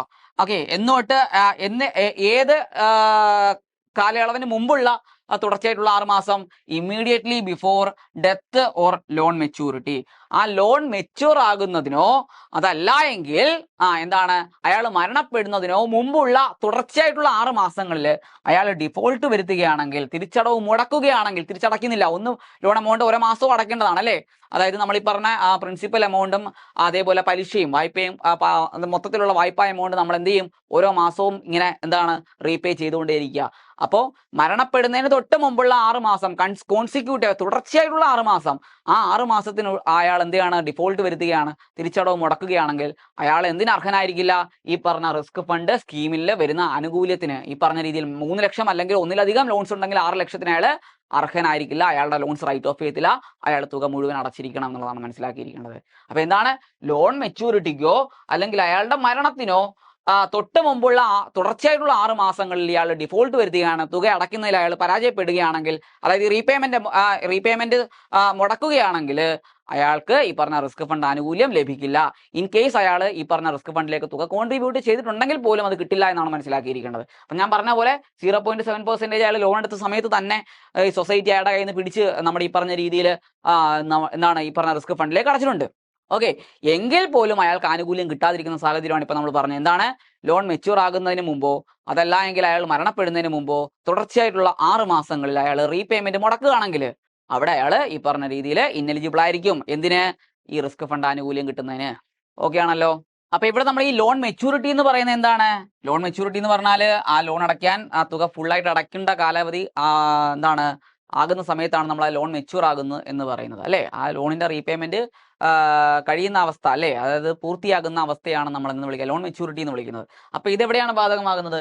ഇത് നമ്മുടെ ഈ പറഞ്ഞ ഗുരുതരമായിട്ടുള്ള രോഗങ്ങൾ പിടിപെടുന്ന സാഹചര്യത്തിലാണ് ലോൺ മെച്യൂരിറ്റിയുടെ തൊട്ട് മുമ്പുള്ള 6 മാസത്തിൽ എന്തെങ്കിലും തരത്തിലുള്ള മുടക്കം, കോൺസിക്യൂട്ടീവ് ആയിട്ടുള്ള തുടർച്ചയായിട്ടുള്ള 6 മാസങ്ങളിൽ ഇയാൾ ലോൺ റീപേയ്മെന്റ് മുടക്കിയിട്ടുണ്ടെങ്കിൽ അവിടെ ഇത്തരത്തിൽ അയാൾക്ക് റിസ്ക് ഫണ്ട് ആനുകൂല്യം, അയാൾക്ക് ഇനി ഗുരുതര രോഗം പിടിപെട്ടാലും അയാൾ തുക അടച്ചിരിക്കണം, അയാൾക്ക് അത് കിട്ടത്തില്ല എന്നുള്ളത് ആ ഒരു വ്യവസ്ഥ വെച്ചേക്കുന്നതെന്ന് മനസ്സിലാക്കിയിരിക്കുക. ഓക്കെ, ഇനി അടുത്തത് reliefs benefits available in case of serious illness. ഇപ്പൊ തൊട്ട് മോളി നമ്മൾ പഠിച്ചത് എന്താ? നമ്മൾ ഈ ലോൺ എമൗണ്ട് തിരിച്ചടയ്ക്കുന്ന സമയത്ത് അയാൾ മരണപ്പെടുകയാണെങ്കിൽ അവിടെ അയാൾക്ക് കിട്ടുന്ന ആനുകൂല്യങ്ങളാണ് നമ്മൾ അവിടെ പഠിച്ചതെങ്കിൽ, ഇവിടെ നമ്മൾ പഠിക്കുന്നത് എന്താ? ഇനി ഒരു സെക്കൻഡ് ഒരു ഓപ്ഷൻ കൂടെ ഉണ്ട്. എന്താ? അയാൾക്ക് ഗുരുതരമായിട്ടുള്ള മെമ്പർക്ക് ഈ പറഞ്ഞ ഗുരുതരമായിട്ടുള്ള രോഗാവസ്ഥ ഉണ്ടാകുന്ന സമയത്ത് അവിടെ അയാളുടെ ലോൺ ലൈബിലിറ്റി മീറ്റ് ചെയ്യും അല്ലേ, അതും നമ്മൾ റിസ്ക് ഫണ്ടിന്റെ ഭാഗമാണെന്ന് പറഞ്ഞു കഴിഞ്ഞു. അപ്പൊ അങ്ങനെയുള്ള ബെനിഫിറ്റ് എന്തൊക്കെയാണെന്ന് നമുക്ക് നോക്കാം. ഒന്ന്, will get A deduction of rupees 1,25,000 on the capital. അപ്പോ നമ്മൾ മരണപ്പെടുകയാണെങ്കിൽ 3 ലക്ഷം രൂപയാണ് ഒരു ലോണിൽ നിന്ന് അയാൾക്ക് ആനുകൂല്യമായിട്ട് കിട്ടുന്നതെന്ന് പറഞ്ഞു. ഇനി അയാൾ മരണപ്പെടുന്നില്ല, അയാൾക്ക് എന്തെങ്കിലും തരത്തിലുള്ള ഗുരുതരമായിട്ടുള്ള രോഗാവസ്ഥയിൽ അയാൾ കഴിയുകയാണെങ്കിൽ അവിടെ അയാൾക്ക് അസിസ്റ്റൻസ് ആയിട്ട് റിസ്ക് ഫണ്ടിൽ നിന്ന് കിട്ടുന്നത് 1,25,000 രൂപയുടെ ആനുകൂല്യമാണ്. അപ്പൊ ലോൺ ക്യാപിറ്റൽ അല്ലെ, ക്യാപിറ്റൽ മുതലിൽ നിന്ന് എത്ര രൂപ കുറയ്ക്കും, അല്ലെങ്കിൽ എത്ര രൂപ എഴുതിത്തള്ളും? 1,25,000 രൂപ എന്ത് ചെയ്യും, എഴുതിത്തള്ളും എന്ന് മനസ്സിലാക്കിയിരിക്കുക. അപ്പം മരണവുമായി ബന്ധപ്പെട്ട് 3 ലക്ഷം, ഗുരുതരമായിട്ടുള്ള രോഗാവസ്ഥയുമായി ബന്ധപ്പെട്ട ആനുകൂല്യം എന്ന് പറഞ്ഞാൽ 1,25,000. ഓക്കെ, ദെൻ ഇനി അടുത്ത് എന്താ പറഞ്ഞേക്കുന്നത്? Must not be over 70 years of age at the time of contracting the terminal illness. അല്ലെ, ഈ ഒരു രോഗാവസ്ഥ ഉണ്ടാകുമ്പോൾ അയാൾക്ക് 70 വയസ്സിന് മുകളിൽ പ്രായമായിരിക്കാൻ പാടില്ല. അതാണ് പറഞ്ഞേക്കുന്നത്. എന്താണ്? Must not be over 70 years of age at the time of contracting the terminal illness. Okay, അപ്പൊ അത് നമ്മൾ മരണപ്പെടുന്ന സമയത്ത് നമ്മൾ ഇങ്ങനെ ഒരു വ്യവസ്ഥ പഠിച്ച തൊട്ട് മുകളിൽ നമ്മൾ പഠിച്ചാണ്, അത് തന്നെ ഇവിടെയും ഉണ്ട് എന്ന് മനസ്സിലാക്കിയിരിക്കുക. ദെൻ ഇനി അടുത്ത എന്താ പറയുന്നത്? No matter. അപ്പൊ 70 വയസ്സ് കൃത്യമായിട്ട് മനസ്സിലാക്കിക്കണം, അത് മനസ്സിൽ കൊണ്ടുവന്നിരിക്കണം. 70 years റിസ്ക് ഫണ്ടുമായി ബന്ധപ്പെട്ട് 70 വയസ്സെന്ന് പറയുന്നത് വളരെ ഇമ്പോർട്ടന്റ് ആണ്. ഓക്കെ, ഇനി അടുത്ത എന്താ? No matter how many loans a borrower takes the risk fund will only provide a maximum of ₹5 lakh as financial assistance. എന്താ പറഞ്ഞേക്കുന്നത്? ഇങ്ങനെ ഗുരുതരമായിട്ടുള്ള രോഗാവസ്ഥ ഉണ്ടാകുന്ന സമയത്ത് നമ്മുടെ മരണം സംഭവിച്ചപ്പോൾ അവിടെ എന്താ ഒന്നിലധികം വായ്പ എടുത്തിട്ടുണ്ടെങ്കിൽ, ഒരു ബോറോവർ തന്നെ ഒന്നിലധികം വായ്പ എടുത്തിട്ടുണ്ടെങ്കിൽ അവിടെ മാക്സിമം ആയിട്ട് കിട്ടുന്ന 6 ലക്ഷം രൂപ വരെയുള്ള അസിസ്റ്റൻസ് ആണെന്ന് പറഞ്ഞു. ഇനി മരണവും നമ്മുടെ രോഗവുമായി ബന്ധപ്പെട്ട് ആ ഒരു ലോണി എത്ര വായ്പ എടുത്തിട്ടുണ്ടെങ്കിലും അത് എത്ര വായ്പ എന്നുള്ളത് കണക്കാക്കുന്നില്ല. മാക്സിമം അസിസ്റ്റൻസ് എന്ന് പറഞ്ഞാൽ 5 ലക്ഷം രൂപയായിരിക്കും. എത്രയാണ് മാക്സിമം? 5 ലക്ഷം രൂപയായിരിക്കും. അപ്പൊ അതൊന്ന് കൃത്യമായിട്ട് മനസ്സിലാക്കിയിരിക്കുക. അപ്പം മരണമാണെങ്കിൽ ഒരു ലോണിൽ നിന്ന് കിട്ടുന്ന അസിസ്റ്റൻസ് എന്ന് പറഞ്ഞാൽ 3 ലക്ഷവും, ഒന്നിലധികം ലോൺ ഉണ്ടെങ്കിൽ മാക്സിമം 6 ലക്ഷം രൂപയും. ഇനി ഗുരുതരമായിട്ടുള്ള രോഗാവസ്ഥയാണെങ്കിൽ ഒരു ലോണിൽ നിന്ന് 1,25,000 വരെ അസിസ്റ്റൻസ് കിട്ടുന്നു. ഒന്നിലധികം ലോൺ ഉണ്ടെങ്കിൽ മാക്സിമം 5 ലക്ഷം രൂപ വരെ അസിസ്റ്റൻസ് കിട്ടുന്നു. അതായത് 5 ലക്ഷം രൂപ വരെ എഴുതിത്തള്ളും, ലോൺ എമൗണ്ടിൽ നിന്ന് എഴുതിത്തള്ളും എന്നാണ് മനസ്സിലാക്കിയിരിക്കേണ്ടത്. ഓക്കെ, ദെൻ ഇനി അടുത്ത എന്താ? Every society should remit the collected loanees contribution towards risk fund within 15th day of the next month. എല്ലാ സൊസൈറ്റികളും എന്താണ്? റെമിറ്റ് ചെയ്യണം, അടച്ചിരിക്കണം. എന്താണ്? ഈ ഒരു മാസം, ഓരോ മാസത്തിലും എന്ത് ചെയ്യും? ലോൺസ് പ്രൊവൈഡ് ചെയ്യുമല്ലോ, കൊടുക്കുമല്ലോ. അപ്പോൾ ആ ലോൺസ് പ്രൊവൈഡ് ചെയ്യുമ്പോൾ തന്നെ ഓരോ മാസത്തിലും എന്ത് ചെയ്യും? ഈ ലോണിയുടെ കോൺട്രിബ്യൂഷൻ ആയിട്ട് സൊസൈറ്റി ഈ തുക പിടിച്ചു വെക്കും ലോൺ എമൗണ്ടിൽ നിന്ന്. ശരിയല്ലേ പറഞ്ഞത്? എത്രയാണ്? 0.7% അല്ലേ? 0.7% ലോൺ എമൗണ്ടിൽ നിന്ന് ലോണിയുടെ കോൺട്രിബ്യൂഷൻ ആയിട്ട് സൊസൈറ്റി കുറച്ചതിന് ശേഷം മാത്രം ആണ് ബാക്കി ലോൺ എമൗണ്ട് ആർക്ക് കൊടുക്കുന്നത്? ലോണിക്ക് കൊടുക്കുന്നത്. അപ്പൊ ഇങ്ങനെ പിടിച്ചു വെച്ചേക്കുന്ന തുക തൊട്ടടുത്ത മാസം 15-ാം തീയതിക്ക് മുമ്പായിട്ട് തന്നെ ഈ ഒരു ഫണ്ടിലേക്ക് അടച്ചിരിക്കണം. എവിടെയാണ് ആ ഫണ്ടിന്റെ അക്കൗണ്ട് ഉള്ളത്? കേരള ബാങ്കിലാണ് അല്ലെ? കേരള ബാങ്കിലാണ് എന്ന് ഞാൻ പറഞ്ഞു കഴിഞ്ഞു. ഓക്കെ, അപ്പോൾ അത് അടച്ചിരിക്കണം എന്നുള്ളതാണ്. അപ്പോൾ ഈ റിസ്ക് ഫണ്ട് ബാധകമല്ലാത്ത 2 വായ്പകൾ ഏതൊക്കെയാണ്? അത് ഗോൾഡ് ലോണും FD ലോണുമാണ്. അപ്പൊ ആ 2 ലോണുകൾക്ക് ഇത്തരത്തിലുള്ള ലോണിയുടെ കയ്യിൽ നിന്ന് പൈസ പിടിക്കേണ്ട കാര്യമില്ല, കാരണം അവിടെ റിസ്ക് ഫണ്ട് ആനുകൂല്യം കിട്ടത്തില്ല എന്ന് പറഞ്ഞു. അപ്പോൾ ബാക്കി എല്ലാ വായ്പകൾക്കും ഈ പറഞ്ഞ ലോണിയുടെ കോൺട്രിബ്യൂഷൻ ഡിഡക്റ്റ് ചെയ്ത് സൊസൈറ്റി എന്നാണോ ഡിഡക്ട് ചെയ്ത്, ഇപ്പം ഫെബ്രുവരി മാസത്തിലാണ് ഡിഡക്ട് ചെയ്തിട്ടുള്ളതെങ്കിൽ തൊട്ടടുത്ത മാർച്ച് 15-ാം തീയതിക്കുള്ളിൽ എന്ത് ചെയ്തിരിക്കണം? ഈ തുക കേരള ബാങ്കിൽ മെയിൻറ്റെയിൻ ചെയ്യുന്ന റിസ്ക് ഫണ്ടിന്റെ അക്കൗണ്ടിലേക്ക് അടച്ചിരിക്കണം. ആരുടെ പേരിലാണ് ഈ റിസ്ക് ഫണ്ട് ഉള്ളത്? നമ്മൾ പറഞ്ഞു Kerala cooperative development and welfare ഫണ്ടിന്റെ അവരാണ് ഈ പറഞ്ഞ അക്കൗണ്ട് മെയിൻറ്റെയിൻ ചെയ്യുന്നത് അല്ലെ, ആ ഒരു ഫണ്ടിനെ അഡ്മിനിസ്റ്റർ ചെയ്യുന്നത്. അപ്പൊ അവരുടെ പേരിലുള്ള റിസ്ക് ഫണ്ട് അക്കൗണ്ടിലേക്ക് ഈ തുക കോൺട്രിബ്യൂട്ട് ചെയ്തിരിക്കണം. ഇനി ഫെയിൽ ആയി കഴിഞ്ഞാൽ, ഇത് അടയ്ക്കുന്നതിനകത്ത് പരാജയപ്പെട്ട് കഴിഞ്ഞാൽ ചീഫ് എക്സിക്യൂട്ടീവ് ഓഫീസറിന് പെനാൽറ്റി ചുമത്തും. ഓക്കെ, അതും കൂടെ ഒന്ന് മനസ്സിലാക്കിയിരിക്കുക. ഓക്കെ, ഇനി പറയുന്നത് എന്താ? The risk fund benefit such as medical assistance, death compensation etcetera approved by board should be credited only towards the principal and interest portion of the borrowers loans account respectively. എന്താ പറഞ്ഞേക്കുന്നത്? ഈ risk ഫണ്ടിന്റെ benefit അത് 2 തരത്തിലാണ് വരുന്നത്. ഒന്ന്, മരണവുമായി ബന്ധപ്പെട്ട അസിസ്റ്റൻസും ഉണ്ട്. 2 എന്ന് പറഞ്ഞാൽ നമ്മൾ പഠിച്ചു എന്താണ്? ഗുരുതരമായിട്ടുള്ള സീരിയസ് ആയിട്ടുള്ള ഇൽനെസ്സിന്റെ ഭാഗമായിട്ട് അല്ലെ, ഗുരുതര രോഗവുമായി ബന്ധപ്പെട്ടിട്ടുള്ള അസിസ്റ്റൻസും കിട്ടും. അപ്പൊ ഈ 2 ബെനിഫിറ്റ് ആണെങ്കിലും ഈ ബെനിഫിറ്റ് എന്താ? റൈറ്റ് ഓഫ് ആണ് അല്ലേ? എന്നാൽ എഴുതിത്തള്ളുകയാണ്, വായ്പ എഴുതിത്തള്ളുകയാണ്. അപ്പൊ സൊസൈറ്റിക്ക് അതുകൊണ്ട് നഷ്ടം ഉണ്ടാവത്തില്ല എഴുതിത്തള്ളുന്ന വഴി. കാരണം എന്താ?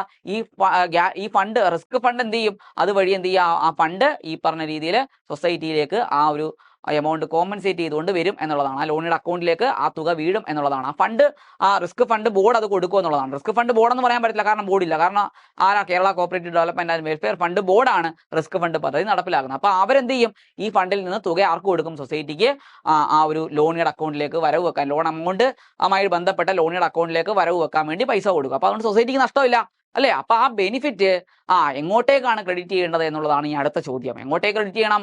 ഓക്കെ, എന്താണ്? Should be credited only towards the principal and interest portion. Okay, interest portion of the borrowers loan account respectively. നേരിട്ട് ആ പറഞ്ഞ സൊസൈറ്റിയിൽ ആ ലോണിയുടെ അക്കൗണ്ടിലേക്ക്, ലോൺ അക്കൗണ്ടിലേക്ക് എന്ത് ചെയ്തിരിക്കണം? ക്രെഡിറ്റ് ചെയ്ത്, ലോണിയുടെ ബോറോവറിന്റെ, ലോണിയുടെ അല്ലെങ്കിൽ ബോറോവറിന്റെ ലോൺ അക്കൗണ്ടിലേക്ക് ക്രെഡിറ്റ് ചെയ്തിരിക്കണം എന്നുള്ളതാണ് മനസ്സിലാക്കിയിരിക്കേണ്ടത്. അപ്പൊ എന്താണ് ദ റിസ്ക് ഫണ്ട് ബെനിഫിറ്റ്? അത് രണ്ട് തരത്തിലുണ്ട്. മെഡിക്കൽ അസിസ്റ്റൻസും ഉണ്ട്, അതേപോലെ ഡെത്ത് കോമ്പൻസേഷനും ഉണ്ട്. മരണവുമായി ബന്ധപ്പെട്ട എഴുത്തള്ളലും ഉണ്ട്, അതുപോലെ തന്നെ ഗുരുതരമായിട്ടുള്ള അസുഖവുമായി ബന്ധപ്പെട്ട എഴുത്തള്ളലും ഉണ്ട് അല്ലേ? അപ്പൊ അത് ആര് അപ്രൂവ് ചെയ്തിരിക്കണം? ഈ ആനുകൂല്യം ആ പറഞ്ഞ മെമ്പർക്ക് കിട്ടണമെന്നുണ്ടെങ്കിൽ ഈ റൈറ്റ് ഓഫ് ആര് അപ്രൂവ് ചെയ്തിരിക്കണം? ഈ പറഞ്ഞ board approved by the board. കണ്ടോ? അങ്ങനെ ആ ഒരു മെമ്പർക്ക് കിട്ടുന്ന ബെനിഫിറ്റ്.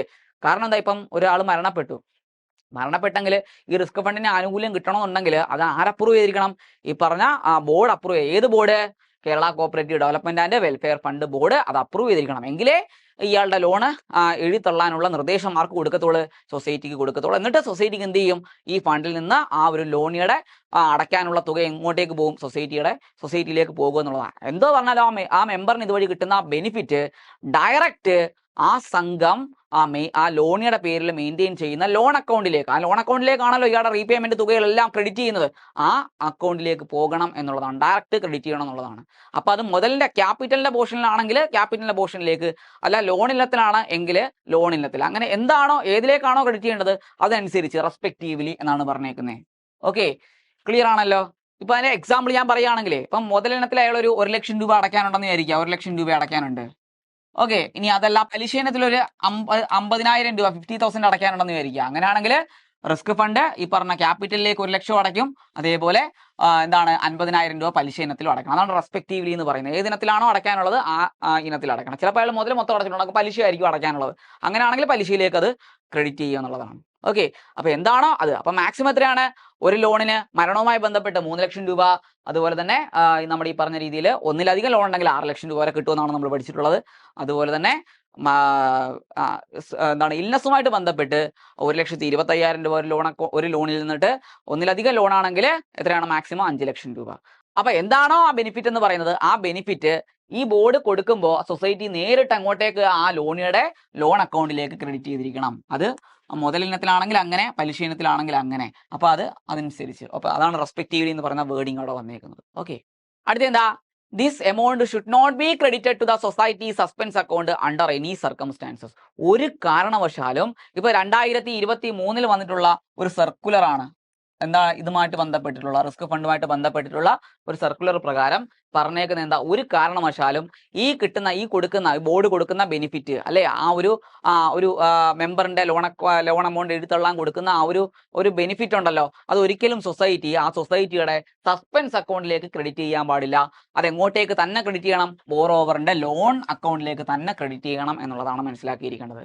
ഓക്കെ, സസ്പെൻസ് എന്ന് പറഞ്ഞാൽ അറിയാലോ, അഡ്ജസ്റ്റിംഗ് ഹെഡ് ആണ് സസ്പെൻസ് എന്ന് പറയും. സസ്പെൻസ് അക്കൗണ്ട് എന്ന് പറഞ്ഞാൽ അഡ്ജസ്റ്റിംഗ് ഹെഡ് ആണ് അല്ലേ? ഓക്കെ, അതിനകത്ത് തന്നെ എന്താണ് അഡ്വാൻസ് ഡ്യൂ ഉണ്ടാവും, അതേപോലെ ഡ്യൂ ബൈയും ഉണ്ടായിരിക്കും. ഓക്കെ, ഡ്യൂ ടു എന്ന് പറഞ്ഞാൽ അസറ്റ് ആണ്, ഡ്യൂ ബൈ എന്ന് പറയുമ്പോൾ ലൈബിലിറ്റി ആണ്.